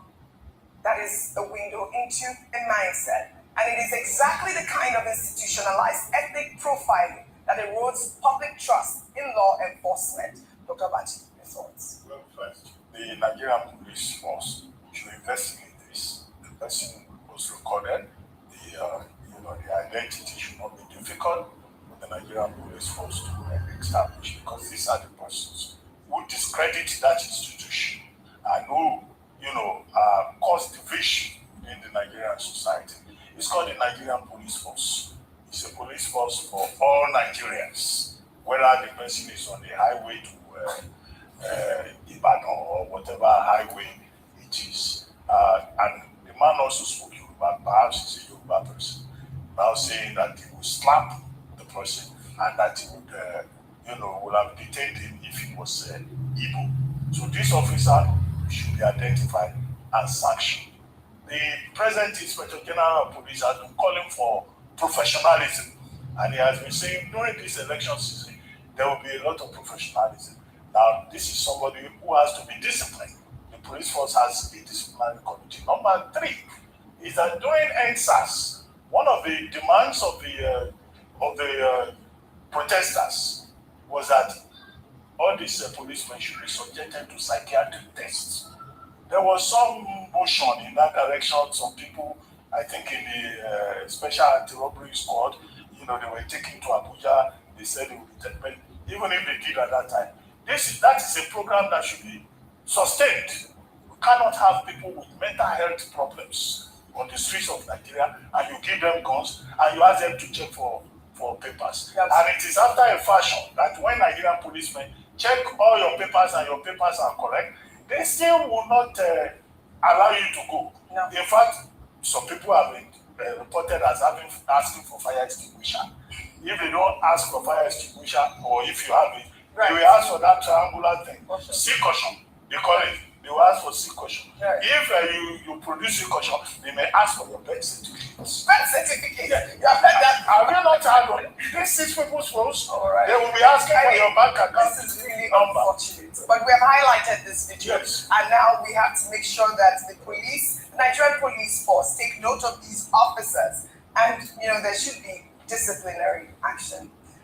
Now to stunning scenes from the Kaduna-Abuja Expressway, with people gathering to examine giant clusters of a strange white foam, making for quite the public spectacle. Since the clusters appeared this week, hundreds of people have stopped to take photos and videos of it, with many sharing their clips on social media. Let's take a look.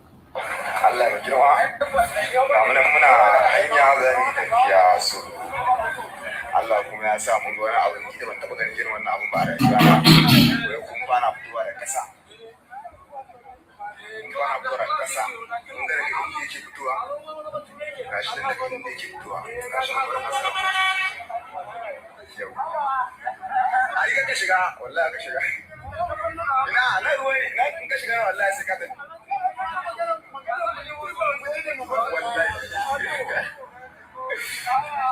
Well, all right. The National Environmental Standards and Regulations Enforcement Agency has since warned the public to keep their distance. The agency has visited the site to take samples to determine their composition and potential environmental impact. But while safety concerns remain, people should exercise caution until it's established what this is. What is this? Have you seen this before? I mean, it looked really shocking on social media. It's been, circulating all massive bubble bath, yes, but it's not as beautiful as it looks. Yes. And there should be, and thank you, Oji, for that caution. Yes. NESRA, in its initial report, are suspecting a spill from a tanker carrying a substance that might have mixed with water, and this foam emerged. However, what is there is that you don't know what the substance is. It beggars belief that people, we're just curious, look at them taking pictures. They are posing with something that they have no clue about. I think the first thing is to err on the side of caution. An advisory has been issued. Please let us not use not just the foam, but they even said the water in the surrounding area, because they need to understand how far this chemical has spread. And until they ascertain whether or not it's poisonous, we don't know the environmental impact of this, not just on human lives, but also on water bodies, and even animals in that area. But this is a bigger conversation around even when we talk about environmental assessment and impact of goods being carried. What happened to the vehicle if it's true that it's a vehicle that upturned its contents? That's why we say what we can say now. But I think that the most important thing that we are watching, please stay away from it until we can determine to what extent how corrosive the chemical is or how dangerous it is. More on rare sightings. This one excites me. Let's highlight these rare and stunning wildlife sightings that are taking social media by storm. All happening right here in Nigeria. The new video that emerged on Thursday. An adult elephant was spotted in Adoni, local government area of River State. It comes as a farmer in Ijebu-Igbo, Ogun State, captured a large wild elephant with visible tusks moving through his cocoa farm. Let's take a look. So my fans, I saw an elephant today, not in a zoo, but in a local bush, like in my village. I don't see elephant for the first time. Not in a zoo. I've never been a fan of going to the zoo because I actually don't find it interesting. But I came home today and I saw a very big elephant.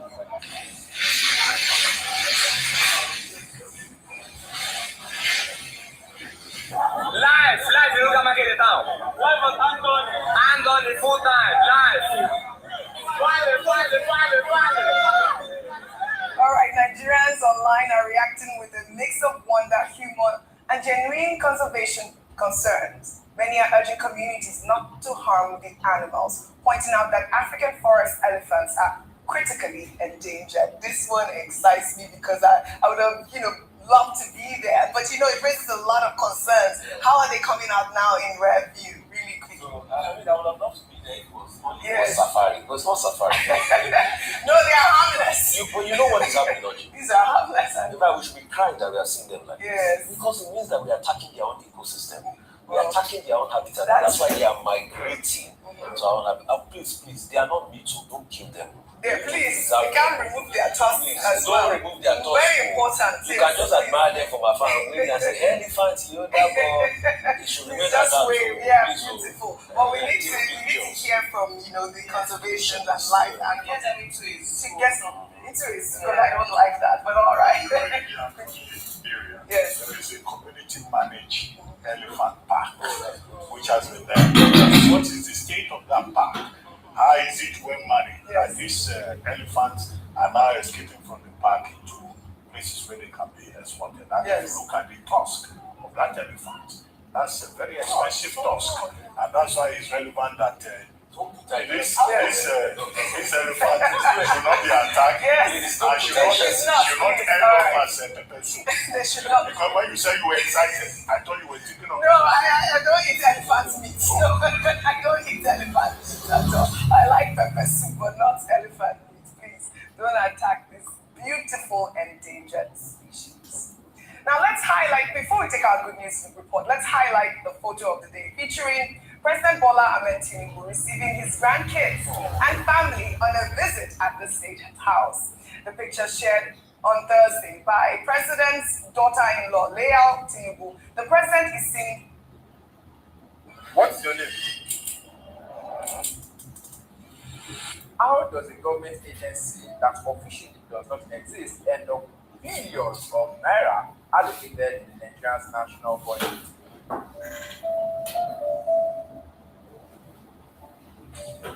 Science in part to break down the story shaping Nigeria, Africa, and the world. Today, we unpack one of Nigeria's biggest political scandals. Here's what we know so far. At the center of the scandal is the Presidential Foreign Intervention Promotion Council, or PFIPC. Presidency says the council was never created, never approved by President Bola Ahmed Tinubu, and never legally existed. Yet, it still appeared in the 2026 Appropriation Act, millions of naira allocated to it.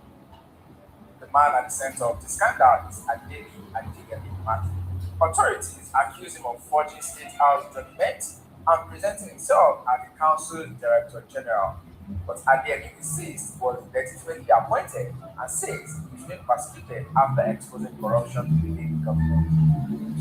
His biggest allegation targets President Tinubu of South, Femi.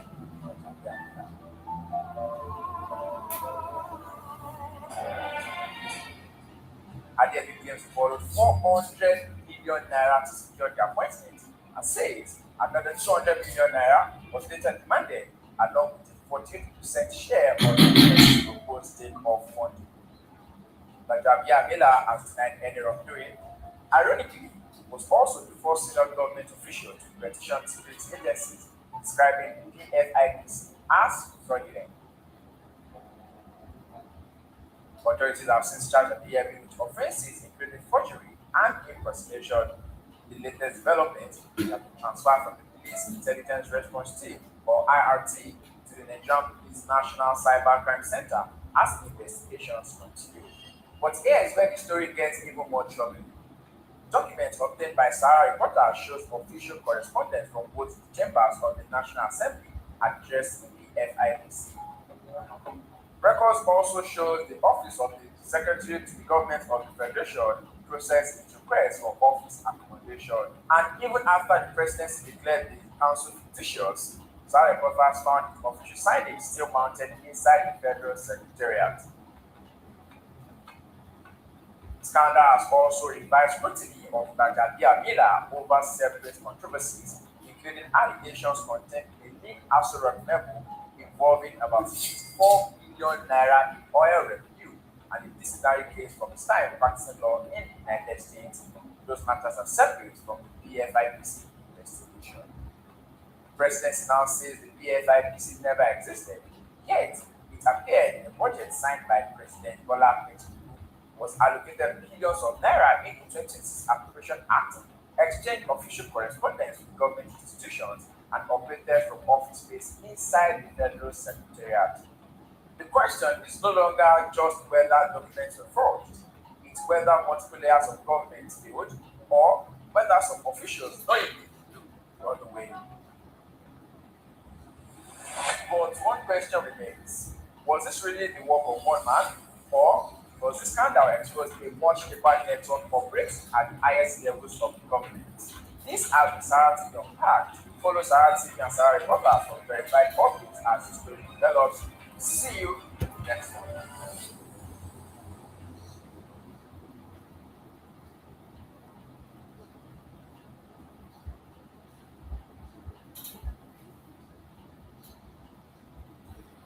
Good morning, great Biafrans, great brothers of freedom. Hold on. This is going to be very fast. I'm coming from Croatia. Just taking a walk. The sun is very, very hot over here. Yes, but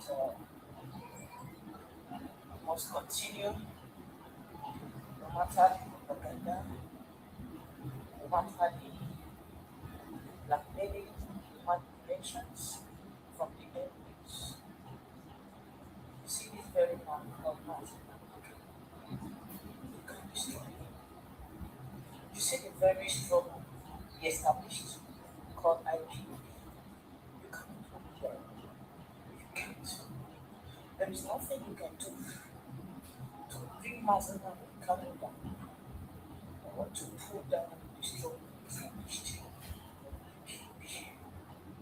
This is because Mazi Kanu and IPOB is a revelation. Mazi is IPOB is Mazi. This is a divine calling.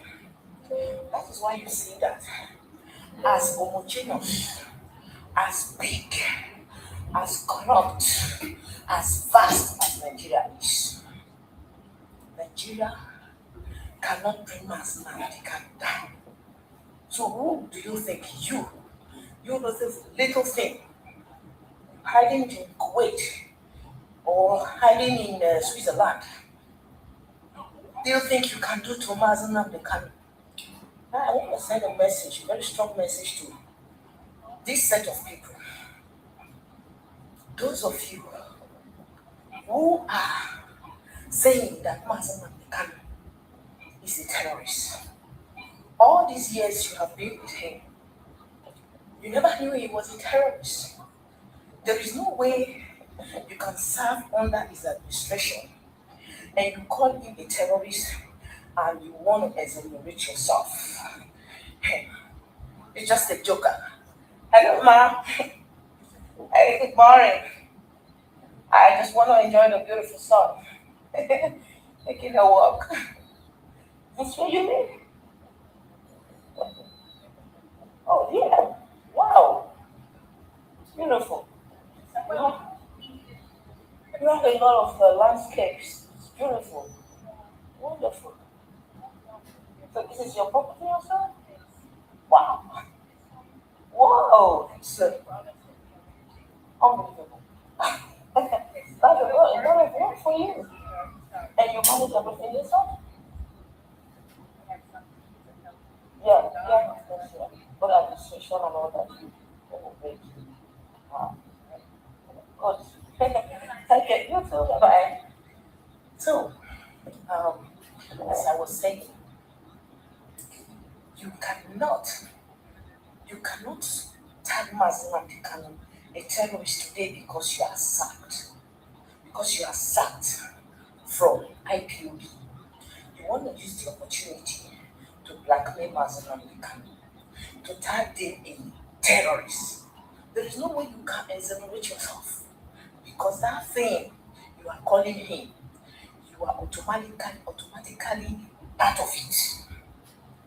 Why the congressmen, foreigners, are calling for the release of Mazi Nnamdi Kanu and calling it unjust, that they said it's an injustice against his human rights. You small little thing in Kuwait, you are making noise on Facebook saying that Mazi Nnamdi Kanu is a terrorist. How can you exempt yourself? How can you exonerate yourself from the mess you are trying to put our leader? You have failed woefully because, let me make this very clear. Look at, pay attention. For 16 good years, Mike Arnold did a thorough investigation about terrorism in Nigeria. Mike Arnold traveled all over Nigeria, visited different regions, states, local government, communities. Mike Arnold never ever found any trace of terrorism in the old Eastern region. He came out with his findings and he tells the world what he found about Nigeria in his 16 years of investigations. Right? Now, somebody of such, a reputable and a VIP, a personal, somebody with such a high valued profile like Mike Arnold, if Mike Arnold could present to the world that terrorism is in the north, has everything to do with the north, and brought evidences to back his claim up, who are you in Kuwait that have never traveled to Nigeria, or you are traveling, nobody knows your face anyway, you go to Nigeria, and you are the same person that some youth confessed. They confess and they expose you that you are the one sponsoring them to do kidnapping. Now, who are you to come out and say that, or pay people to come and lie against Mazi Nnamdi Kanu that our leader Mazi Nnamdi Kanu is a terrorist? You are not doing yourself because you cannot tag Mazi Nnamdi Kanu a terrorist and you think you go scot-free. Now, we heard some of you. There's nothing you will do in the secret that it will not come to the public space.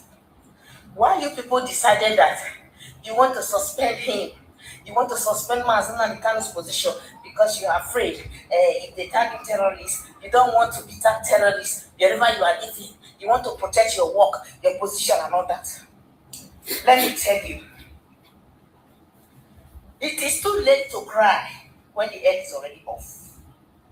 If Mazi Nnamdi Kanu should be tagged a terrorist without any trace of him being a terrorist today, you also, Chinas and Wolo, Chika Idosiem, Agbani, KK, Unzurumike, all of you hiding in Europe, there is no way any of you, okay, can free yourself from it. You are automatically a terrorist. That's who you are. Because you cannot be blackmailing an innocent man and try to exonerate yourself. It is not possible. Have you not been there in that office? Have you not been working there for years? You have just been uplifted from your office. Just let me say 2 months ago. Only 2 months ago, you're no longer working with him. As far as you have been working with him for years, there is no name you will call him that name will not be upon you. The glory that covers you for all these years is his glory. The day he sacked you, his glory has left you. If you want to convert that glory to become terrorism, that same cloud of terrorism you are trying to put on him covers you also. That is the point I'm trying to make to you in this video. You are not smart. Don't think you are smart. Any name you try to tag Mazi Nnamdi Kanu today, that name is automatically tagging you. Forget about some of you saying, hey, Simon Ekpa, let me tell you, there is an evidence everywhere. Simon Ekpa, before he was arrested, he made it very clear that he has nothing to do with IPOB. Simon Ekpa exonerated himself. He has his organization. He has his own movement. If Simon Ekpa if Mazi Nnamdi Kanu pushed Simon Ekpa or asked Simon Ekpa to do 1 or 2 things, whatever you people are claiming, Simon Ekpa is an adult. He's a man. He took responsibility of a lot of things. Even the ones he didn't do, he took responsibility of it. Let me tell you, Simon Ekpa will wholeheartedly, especially that's what I always tell some people who say Simon is working with Nigerian government. I always tell them, do you think Simon is stupid to serve jail alone? If Simon is working with Nigerian government as you claim, when they arrested him in Finland, that is the opportunity. He wouldn't want to go down alone. He will track every Nigerian government member or government bodies that sponsor him. He will track all of them along with him. He will use the opportunity to confess all of them. Simon did not confess anybody in Nigerian government. It shows that he was not sponsored by any Nigerian government. He was doing what he needed to do. The only thing is that he did not fight wisely. That's the only problem with Simon. He did not apply wisdom. He wasn't strategic. So for you to say that Simon was sponsored by the Nigerian government is a lie. Simon would have exposed them if Lai Mohammed was part of it. All the money the Nigerian government paid to his account, it would have been exposed. And those people, the Finnish government would have contacted them that Simon has confessed to you, you are part of this whole thing. The same thing applied. Did you see Simon ever make mention of Mazi Nnamdi Kanu's name anytime he goes to court? The man is fighting as a Biafra that he is. He was fighting his own battle. But they sacked DOS because they are looking for something to hold Mazi Nnamdi Kanu. They are looking for something to blackmail Mazi Nnamdi Kanu. If you want to give a dog a bad name, if you want to kill a dog, give it a bad name. That's what they are trying to do. Let me tell you, Simon fight is quite different from our leaders' fight. There are 2 different Biafrans fighting a different fight. 2 different Biafran men fighting a different fight. I mean, fighting the same cause but different method. Simon's method is different from Mazi Nnamdi Kanu's method. That doesn't mean that Simon is fighting better than Mazi or Mazi is fighting better than Simon. It is a shame that some of you who call yourself equals, you will come out and be using your tongue to be condemning your own people. I don't know what to tell you people anymore because I'm so ashamed of you. Do you know what you people have done to yourself in Nigeria? As it is today, the blackmailing, the castigating, the calling of Mazi Nnamdi Kanu to be by Fulani and all these things you people are doing, you have reduced yourself to zero nothing. There is no tribe in Nigeria that will respect you anymore. Let me tell you, you are used because of money. How much was given to some of you? $500,000, $2 billion naira. How much was given to you for you to be able to sell your tribe, to sell the value of who you are because of peanut, and start castigating your anything that you say against Mazi Nnamdi Kanu today? You are saying it against Igbo. Hey, you don't have sense. Where the foreign people are calling for the release, that because they know that the man is fighting a just cause, fighting against terrorism, fighting against injustice, fighting against corruption, fighting against marginalization, fighting against a failed governance. You yourself, you are coming to contradict everything this man has been laboring for, suffering for all his efforts. You want to bastardize because of peanuts that was given to you. Whatever you say against Mazi Nnamdi Kanu today, it will affect you. You cannot exonerate yourself from whatever you are attacking Mazi Nnamdi Kanu. There is time for everything. Be hiding in Kuwait. You don't know there are people that are well branded in this investigative team. If we want to investigate you and bring you to Kuwait, we will do it. China Sanworo. We will do it with the evidences that we have so far that you are sponsoring kidnapping in Biafra land. You are sponsoring kidnapping in Biafra land. China Sanworo, you that is supposed to hide yourself, to keep quiet, you are still making noise. With your videos every day, have you seen anybody in Biafra land that come out to say that Mazi Nnamdi Kanu is the one that is sponsoring me to go and kidnap? Have you seen anybody come out to say that Simon Ekpa gave them gun to go and kidnap? But only you, China Sanworo, we have seen two different videos of people, Biafrans, young people that are supposed to be defending Biafra land. You gave them guns and they are now using it to do kidnapping Biafrans, China Sanworo. You are the only one that people have come out to confess that you gave them gun to be doing kidnapping in Biafra land. And yet you are still the one hiding your face and be castigating Mazi Nnamdi Kanu. China Sanworo. Biafrans, let me make it very clear. If you think you are now trying to destroy our leader's name or telling Nigerian government that they would have eliminated him before, but since they did not eliminate him, you want to give them more reason to eliminate him. No matter where you are hiding, be it in Indonesia, in Malaysia, in Kuwait, in Luxembourg, in France, in Germany, in Brussels, in Libya, everywhere you are hiding. If you think that you are going to make Mazi Nnamdi Kanu to be killed, there is no hiding place for any of you. We know all of you. You will not be spared. Any country you live in, the law will be used against you. Especially you, China Sanworo, Chika Edozie, Mazi Agbani, all of you. The law will be used against you. Agbani, you are going to give an accountability of where you are putting the money, the 350 euros defense fund that people pay to you before you give them asylum certificate. You are going to tell the Switzerland government what you are using that money for. Each Biafran that has paid you 350 euros, you will tell them where you are putting that money to. You know how to tax people's terrorists. Then we will see where you are sending those money to. Biafran, what you do with those money? The charitable work you are doing with those money. You think you are wise, you think you are smart.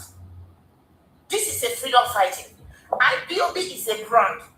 IPOB is not a terrorist group. The world knows that IPOB is not a terrorist group. So whatever you are trying to cook out there is fake and dead on arrival. Our leader is a prisoner of conscience. He has committed no crime known to law. The United Nations have investigated him and called for the Nigerian government to release him unconditionally. Mazi Nnamdi Kanu was extraordinary rendition. He was kidnapped against the international law. He was blindfolded. He wasn't a criminal. You cannot blindfold a freedom fighter. You cannot blindfold somebody that has not committed any terrorist attack. You cannot blindfold him. He has never been caught with a razor blade or a knife. How much money you want to talk about a gun? No, Nothing has been found with him. So how can you now tag him a terrorist? Nobody has come out to say that he is sponsoring them. How can you not tag him a terrorist? He only established ESN, Eastern Security Network, a group of young men, security men who stayed in Biafra land in the east, protecting the forest. They have never moved to Yoruba land, we have evidence. They have never moved to Hausa land, we have evidence. Because no Hausa or no Yoruba man has ever come out to say that they found ESN in their forest. ESN has always been in Biafra land. Self-defense. Their mission is self-defense. They don't attack. They don't go to attack anybody. So how can you come as Nnamdi Kanu, a terrorist? That's the question I'm asking all you sacked SDOs. When they sack you from an office, you go in your house, go and look for another job.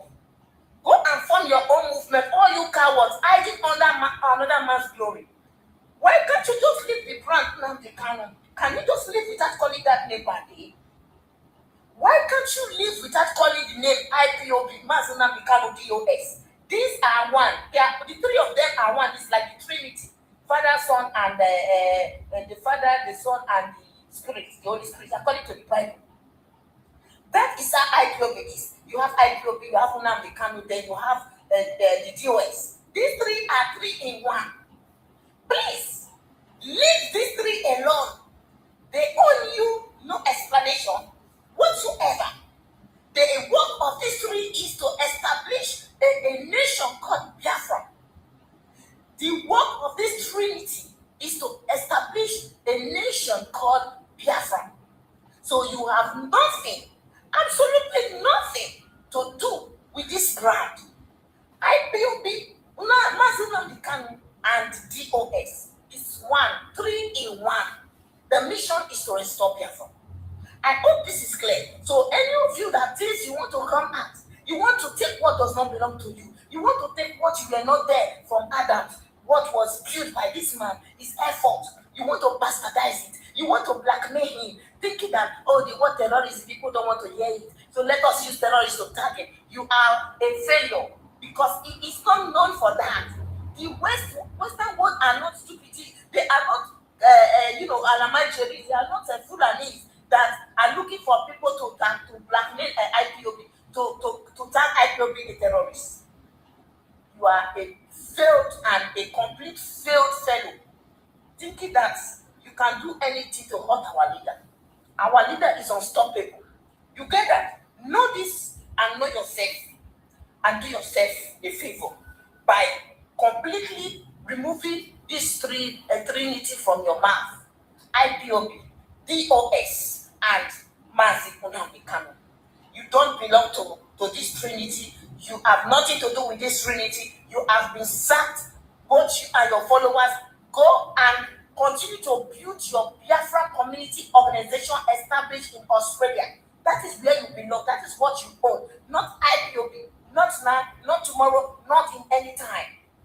This is Nwada Ejiro, the face of Biafra, all the way from Croatia. Thank you very much. Please share this video. Share it. Let it go viral. They won't I salute you all from here.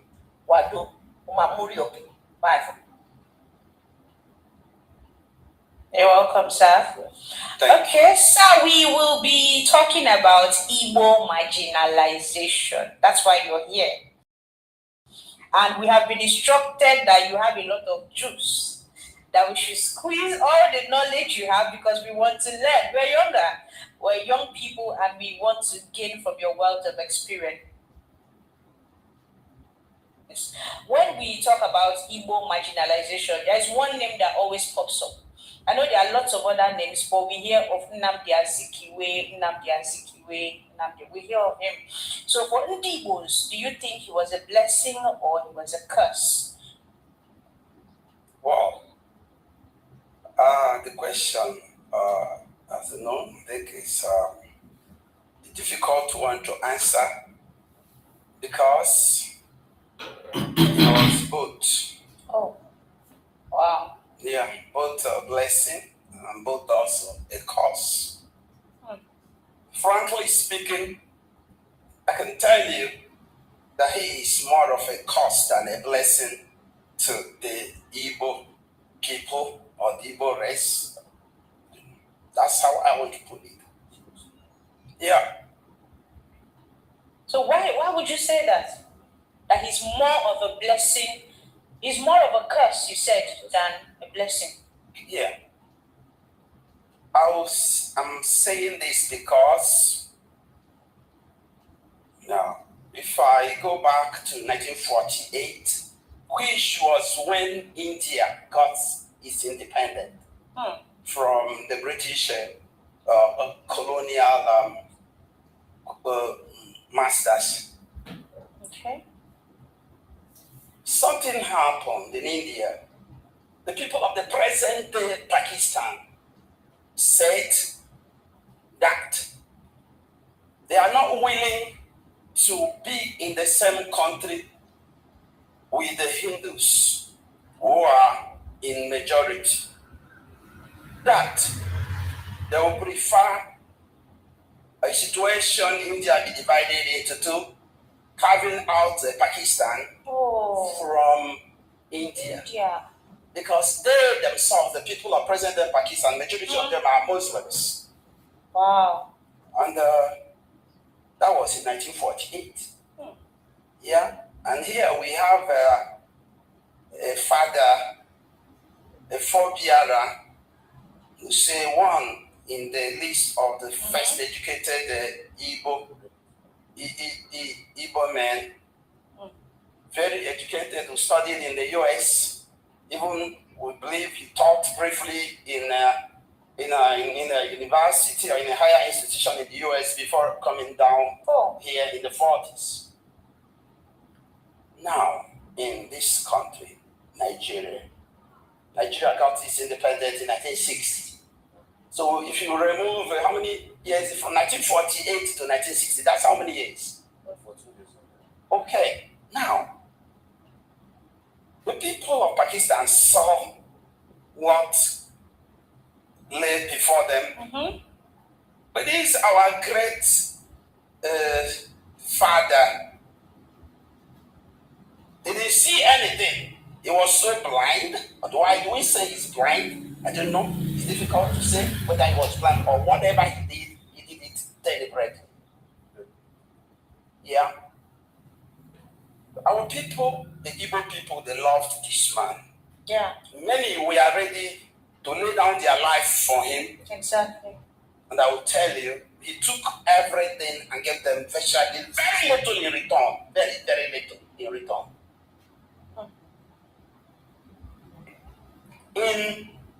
That was the last census they have before 1960, before independence.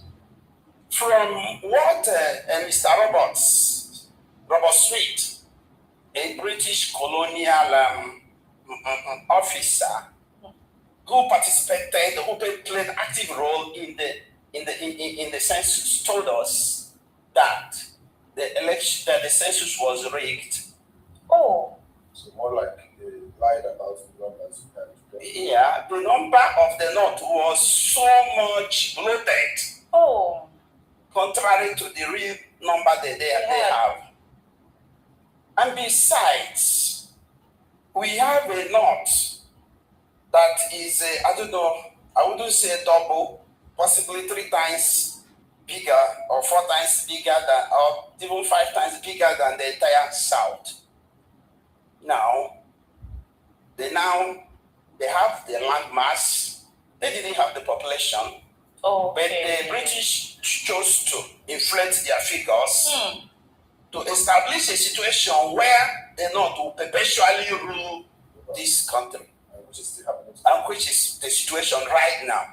Now, the question is, this brother or father, Zikiwe, is it that he didn't see the place of the Igbo man? When will an Igbo man rule a country they call Nigeria? When will that happen? If democracy is government of the people, or do I say by the people and for the people, and again, the government of the majority, When would the Igbo man squeeze out the population to be able to govern the country that is called Nigeria? Recently, well, in recent memory, a head of state in this country called the Igbo or the Igbo area a dot in the circle. A dot in a circle. As a result of what was mistaken. Okay, part of what happened. Okay. So you're trying to say that Nnamdi Kanu, yeah. The problem. You should have seen what happened in Pakistan. Yeah. He dissented, but he chose to neglect it when he had the willpower to stand in and divide the country when he had to. Yeah, or even say something similar to what the people of Pakistan said. Exactly.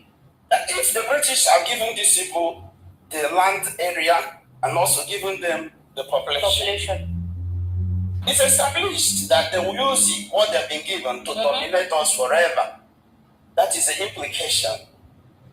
And then, I remember when, let me even going far back to history, or to the Bible even.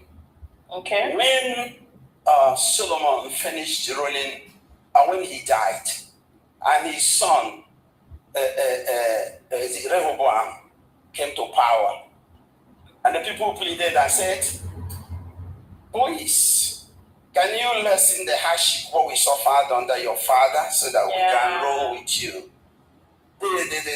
The young man sought advice from his peers, and they told him, tell them, if my father scourged you with a cane, I'm going to scourge you with with koboko or with scorpion. And the Israelites said, to your tents, O Israel, what portion do we have in the house of Jesse, which is the father of the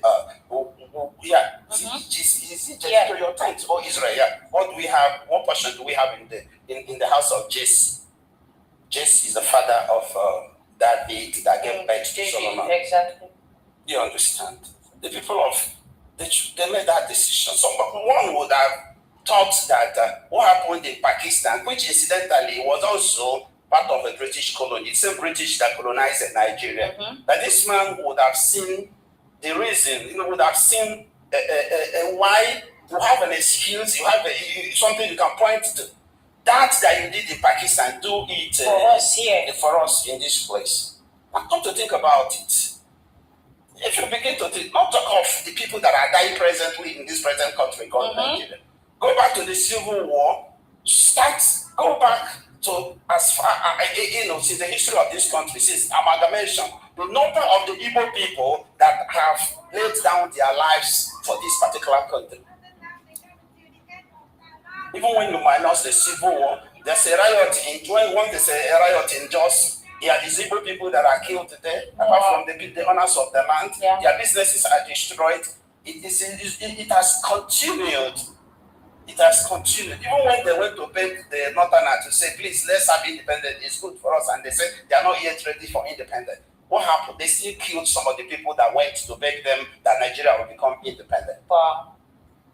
So it means like the numbers we have in the head today, they're just big numbers. Whether we believe that the Northerners are more in number than the Southerners or people.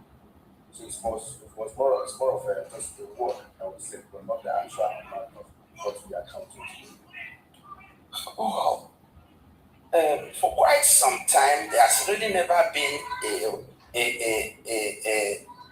a factual census conducted in this country. It's still that old one, they'll be using it, multiplying, adding and subtracting, and saying, okay, if these people, their population was 5 million by now, in 1950, 1950 plus or minus, it will now be. They've been just doing that. We've never had a proper census in this country. We never had. So that is the situation. Okay, so sir, if we talk about Igbo marginalization, some people say, okay, it's real, it's just there. While some others feel Igbos are exaggerating You people are making this thing look like, you people are making this thing look as if they are cheating you people, or they are, do you think we are exaggerating, or this thing is as real as it is? The Igbo marginalization is as real as the daylight. I find it difficult to explain, but the point is that the dimension, the marginalization has dimensions. Okay. The Igbo man in this country has been treated as if he is not worth anything. It's less than an animal, less than a wild animal. Animals are of different types. You have the domestic animal that people even carry in on their body. They even give them good food to eat. Yes. The Igbo man, to a very great extent, is treated more like a wild animal in the bush. Nobody gives a damn about the way the Igbo people are treated. Nobody cares. Where do I go? Where do we even start talking about marginalization of the Igbo man? You see, okay, like for instance, the issue of establishment of seaports. I was a student at University of Calabar. There was a time there was a seaport at Calabar. There was a time the Port Harcourt seaport was working. There was also a time that they have this other one, I think in Warri. And then I think they're in a port. So I think Port Harcourt, they have they have, is it 2 or 1 or whatever they have in that particular area. Now, and you do also know that southeast, or this region, or old eastern region, is any ship that is coming from outside Nigeria, first of all, passes southeast before it gets to Lagos. And so if a ship is coming from London, it gets to southeast first before it gets to Lagos. The Atlantic Ocean, the ocean there that influence from here, even the biggest part of that ocean is in this area, not even in Lagos. So they intentionally skip the idea, and send to Lagos. Purposely to make Lagos a super state, or a super, how do I put it, one of the biggest mega city, idea of a mega city. There was a time the Port Harcourt port was working, and when our people that were doing shipping and forwarding agency business, many of them came down to Port Harcourt. They were working, they were happy. Suddenly, they now stopped. The Calabar port closed, the Port Harcourt port closed, and then they said, everybody now go to Lagos. Lagos is oversaturated. Recently, the president went to London, to UK, and we had negotiated that there was this plan. There was whether somebody, the British or so, the government wanted to invest in Nigeria seaport or whatever, and a huge sum of money was raised, and that was meant to be used for the Apapa and the Tinkan port, and possibly the other port that is in the Lekki area. Now, the Port Harcourt port was not mentioned, the Calabar port was not mentioned, the Warri port was not mentioned. Meanwhile, these are the area that services the people. Now, talking of marginalization, the greatest number of people that import goods from outside Nigeria are the Igbo people. Now, if you now have to import, it gets to Lagos. For you to bring a container from Lagos to this place, it takes more than ₦1 million. Wow. Not just that, just the cost of transportation. Because we live in a country that, one, the railway system is not working, and the waterways are also not working. So it has to be through the road. And any time there's an increase in petroleum price of petroleum prices, the price of haulage increases. Some of those brothers that do this importation, some of the time they sell at a loss just to recoup their money. Sometimes they make little or no profit. And they also, if they choose to increase the prices of goods, people will say, the prices are so exorbitant. The Igbo people, these Igbo people, they are selfish, they are this, they are that. But they don't even consider what happens. Sometime, that was a couple of months ago, I was listening, somebody wrote an article on the number of hours or days or weeks or months it takes people to clear goods elsewhere, outside Nigeria. But sometimes it will take a month or 3 months for you to clear your goods there with a demurrage. You understand? And you know, business is all about making turnover. And so when your goods remain there for 1 month or 3 months and they are not cleared, you are not seeing how much is your what are you getting? I'm talking about this issue of but just one area. One example. Now, talking about the railway system, under the Buhari administration,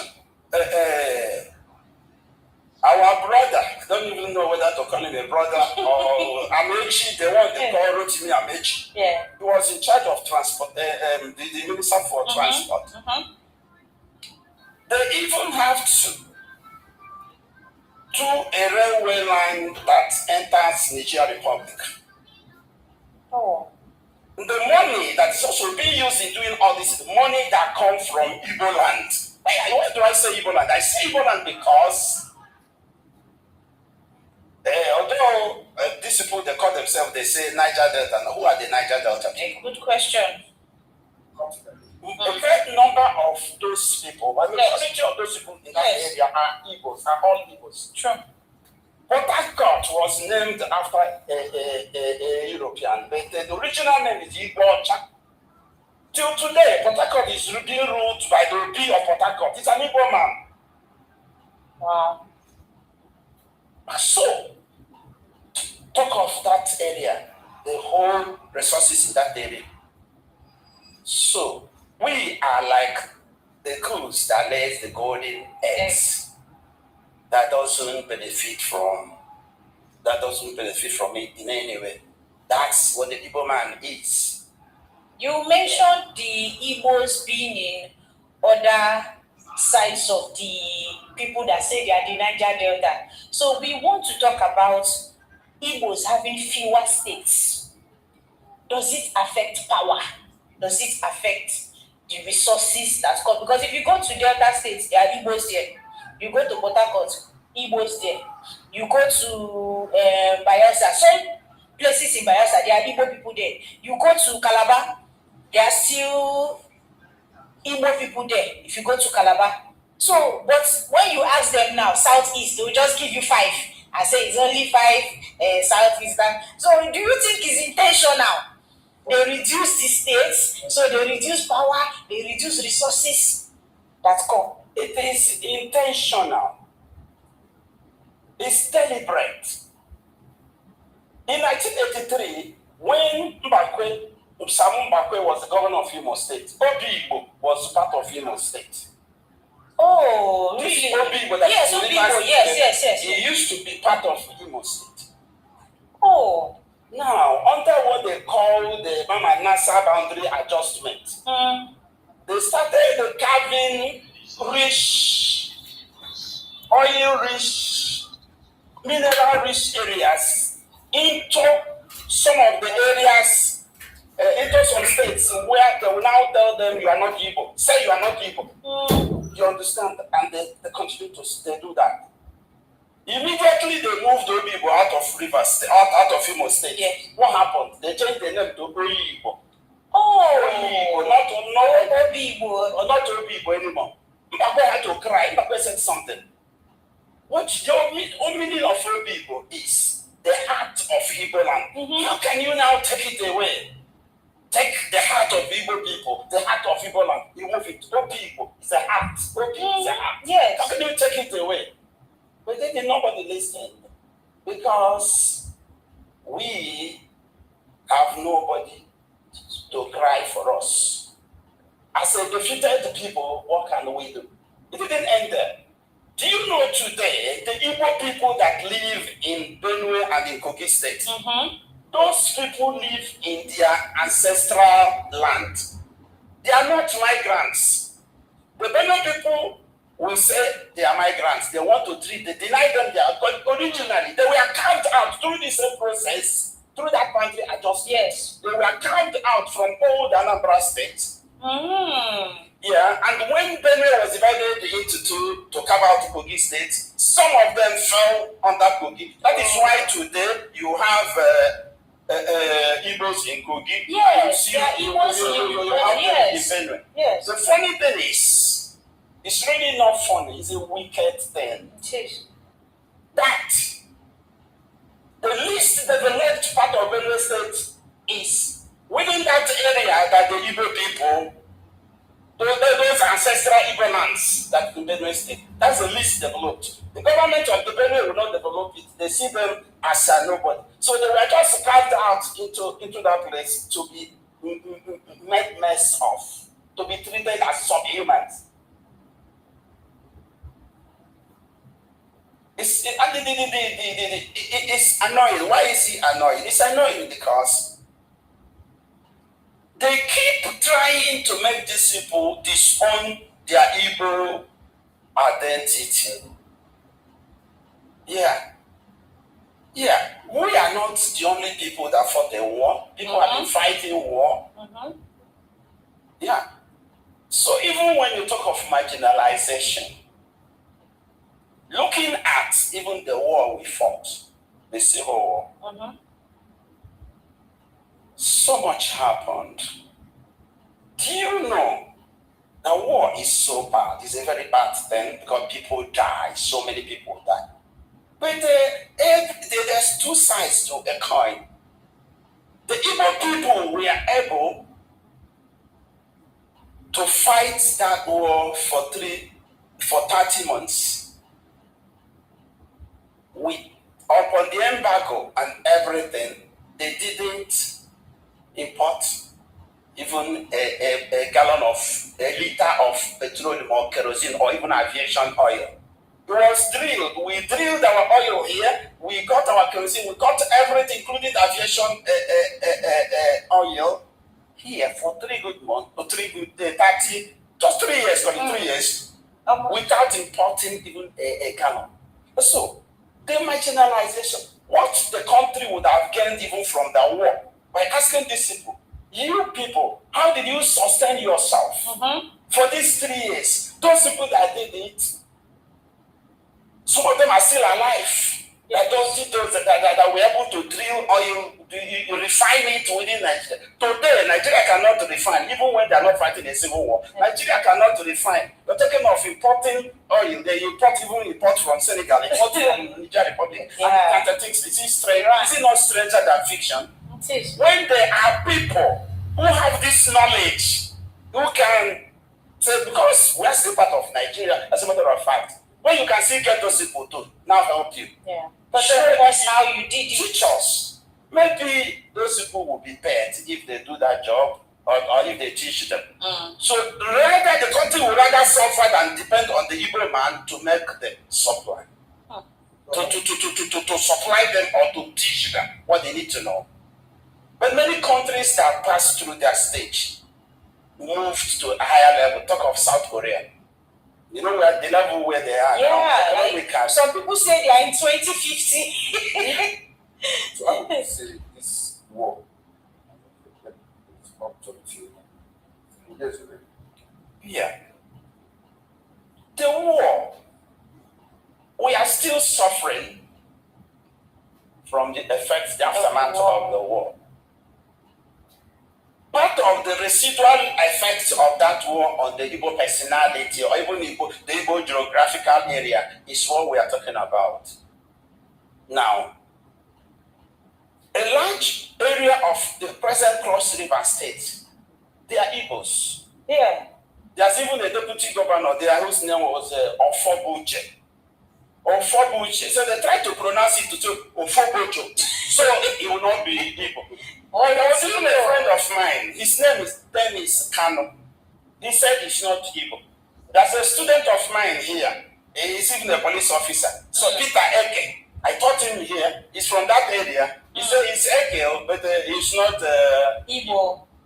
I think for now, the only person in that area that still associates with the Igbo is Kanu Agabi.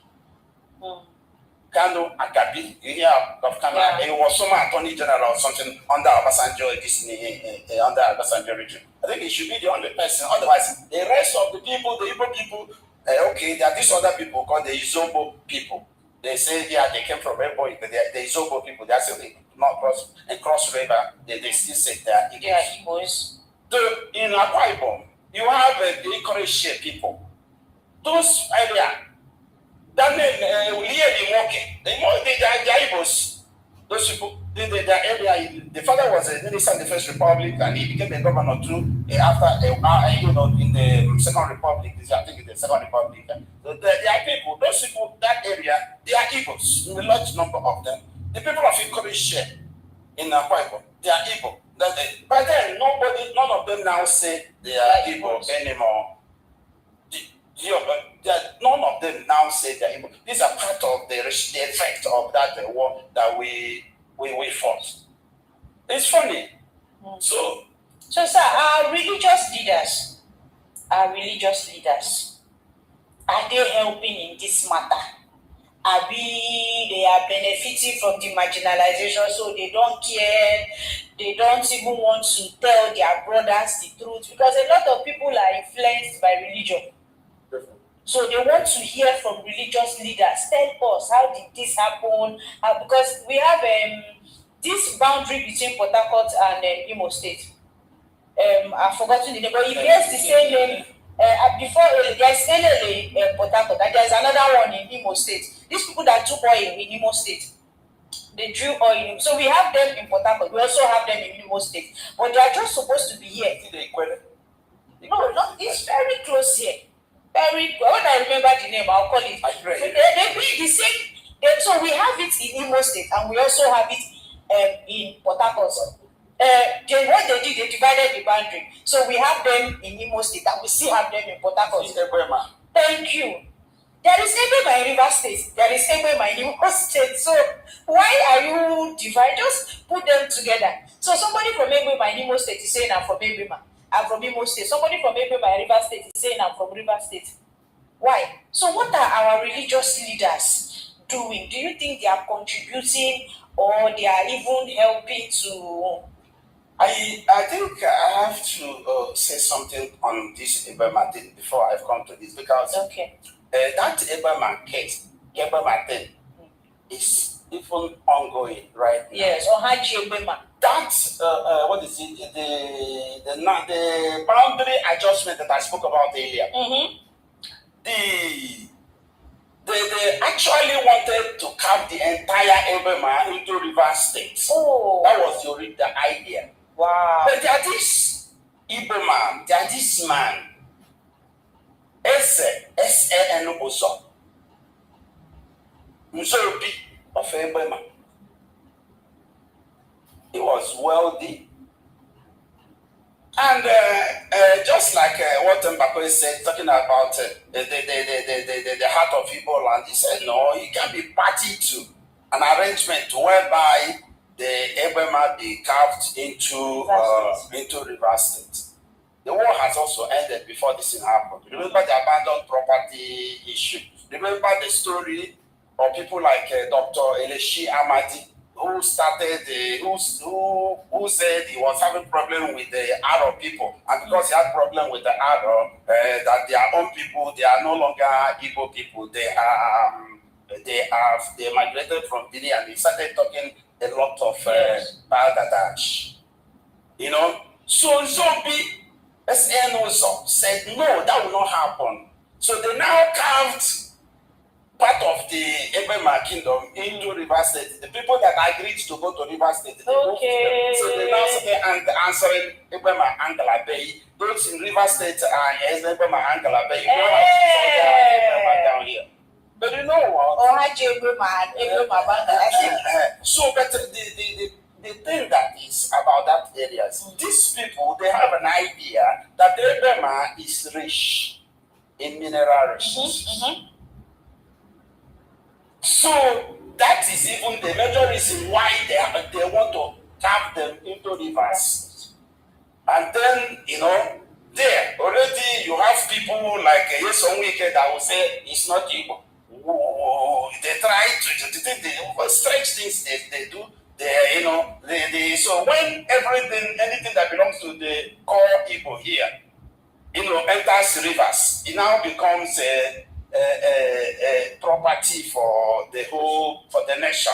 So it's easy for them to. But what has been happening?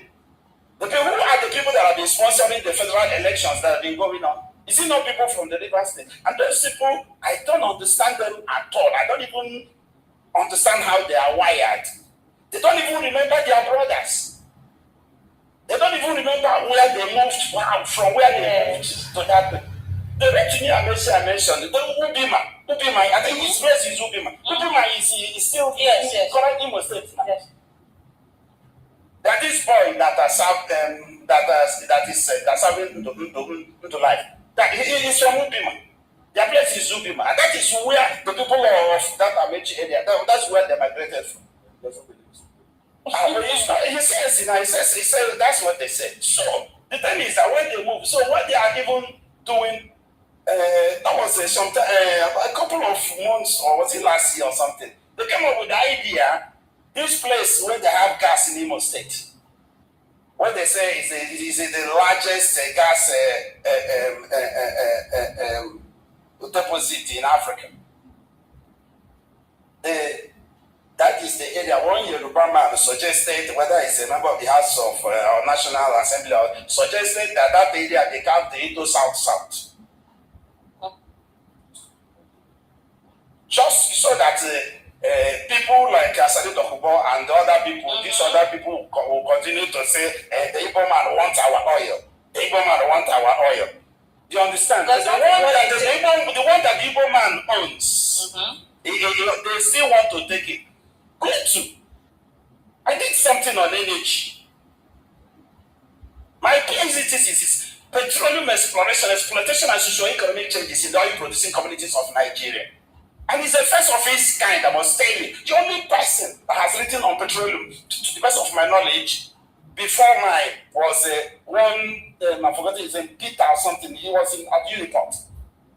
But he wrote on the Oba, Ebema area, he wrote on the local government, but on the local government. Just that was he wrote. One Peter, I forgot his full name. Now, I was at the Owaza, the oil field. The boundary between Abia State and the River State, when you get there, it's not all to a gutter. There's something less than a gutter, that is it. Yes. So all they needed to do is to carve out all the oil-bearing land in Igbo land, in Igbo land, and move into River State so that those people will start insulting us as those that do not have oil. Okay, sir. Sorry, you wanted to end with the religious part of it. Okay. So we can round up with that. Fine. The religious leaders. The role of religious leaders. I don't know where your question is coming from. Is it the religious leaders in the whole of Nigeria or the religious leaders in the Southeast? Fine. May his soul rest in peace. Umobai, who happened to be one of the most renowned religious leaders in the world, not just in Africa, in the world. He's of Igbo extraction. He died recently. I think he was buried recently. What I read from the Bible, the people, God gives a people, a prophet. You are placed there for your people. But it's not happening in Igbo land. Till he died, I didn't see him speak out against the things that the Igbo people are suffering from, are passing through. I never. To the best of my knowledge, I don't know if you know, you can tell me. Yeah, even today, none of the religious leaders here are speaking against. We have also another wonderful, powerful man of God, which many of you may not know, Madoba, Moshi Madoba. Those I think it's from Abia or rather. These are men that are sought after all over the world, I say. But I've never seen any of them speak out for the Igbo man. I would say this thing is happening, but we still have some religious leaders. There's one doctor or Reverend Onoha. I don't know where he is based. There's other Mbaka of late, or recently anyway. But at that time he was hobnobbing with the Buhari and saying all manners of things in those days. But of late he's now speaking out. He's now seeing what is being done to the Igbo man. There are some other younger and I would say minor men of God. The one on Hanebo, the one that is in charge of washman, is also an Igbo man. I think he's from Uli. I've never hear him say anything. How do we talk about the just what's the aspect of it? If we have to, if the animal man have to have the that's not the picture of it. But we have to stand on the sound inside. Wow. It's really difficult to touch on that question in the sense that some of them are trying. Some are not trying. Some are actually dancing to the gallery. All they are doing is to please their paymasters so that they can continue in power. Some of them, to a great extent, I would say, have actually urinated on the graves of their forefathers, of their brothers. Some are also trying, maybe in ways that some of us do not know. Do you understand? Because there's a way they can move, and then their paymasters or those in charge. Now, given the fact that it is established that the Igbo man is now not even the third class in this country, but possibly from fourth to the fifth or to sixth. That's where they've actually they've managed to place us. And so somehow you rather not even play than playing at all, because if you must have to play, you must play according to the rules of the game, not set by you. Or not set by your people, but that's set by those who want to perpetually lord it over you. So we say that that Igbo men have no place in the aspect of this. But when we talk about that, we do say that Igbo being the Messiah that will save Igbo. Him being the aspiring person who can possibly win the presidency of Nigeria. As I'm talking about the Igbo presidency. Since there is a possibility for him to be president, do you think Ethiopia can actually salvage the situation?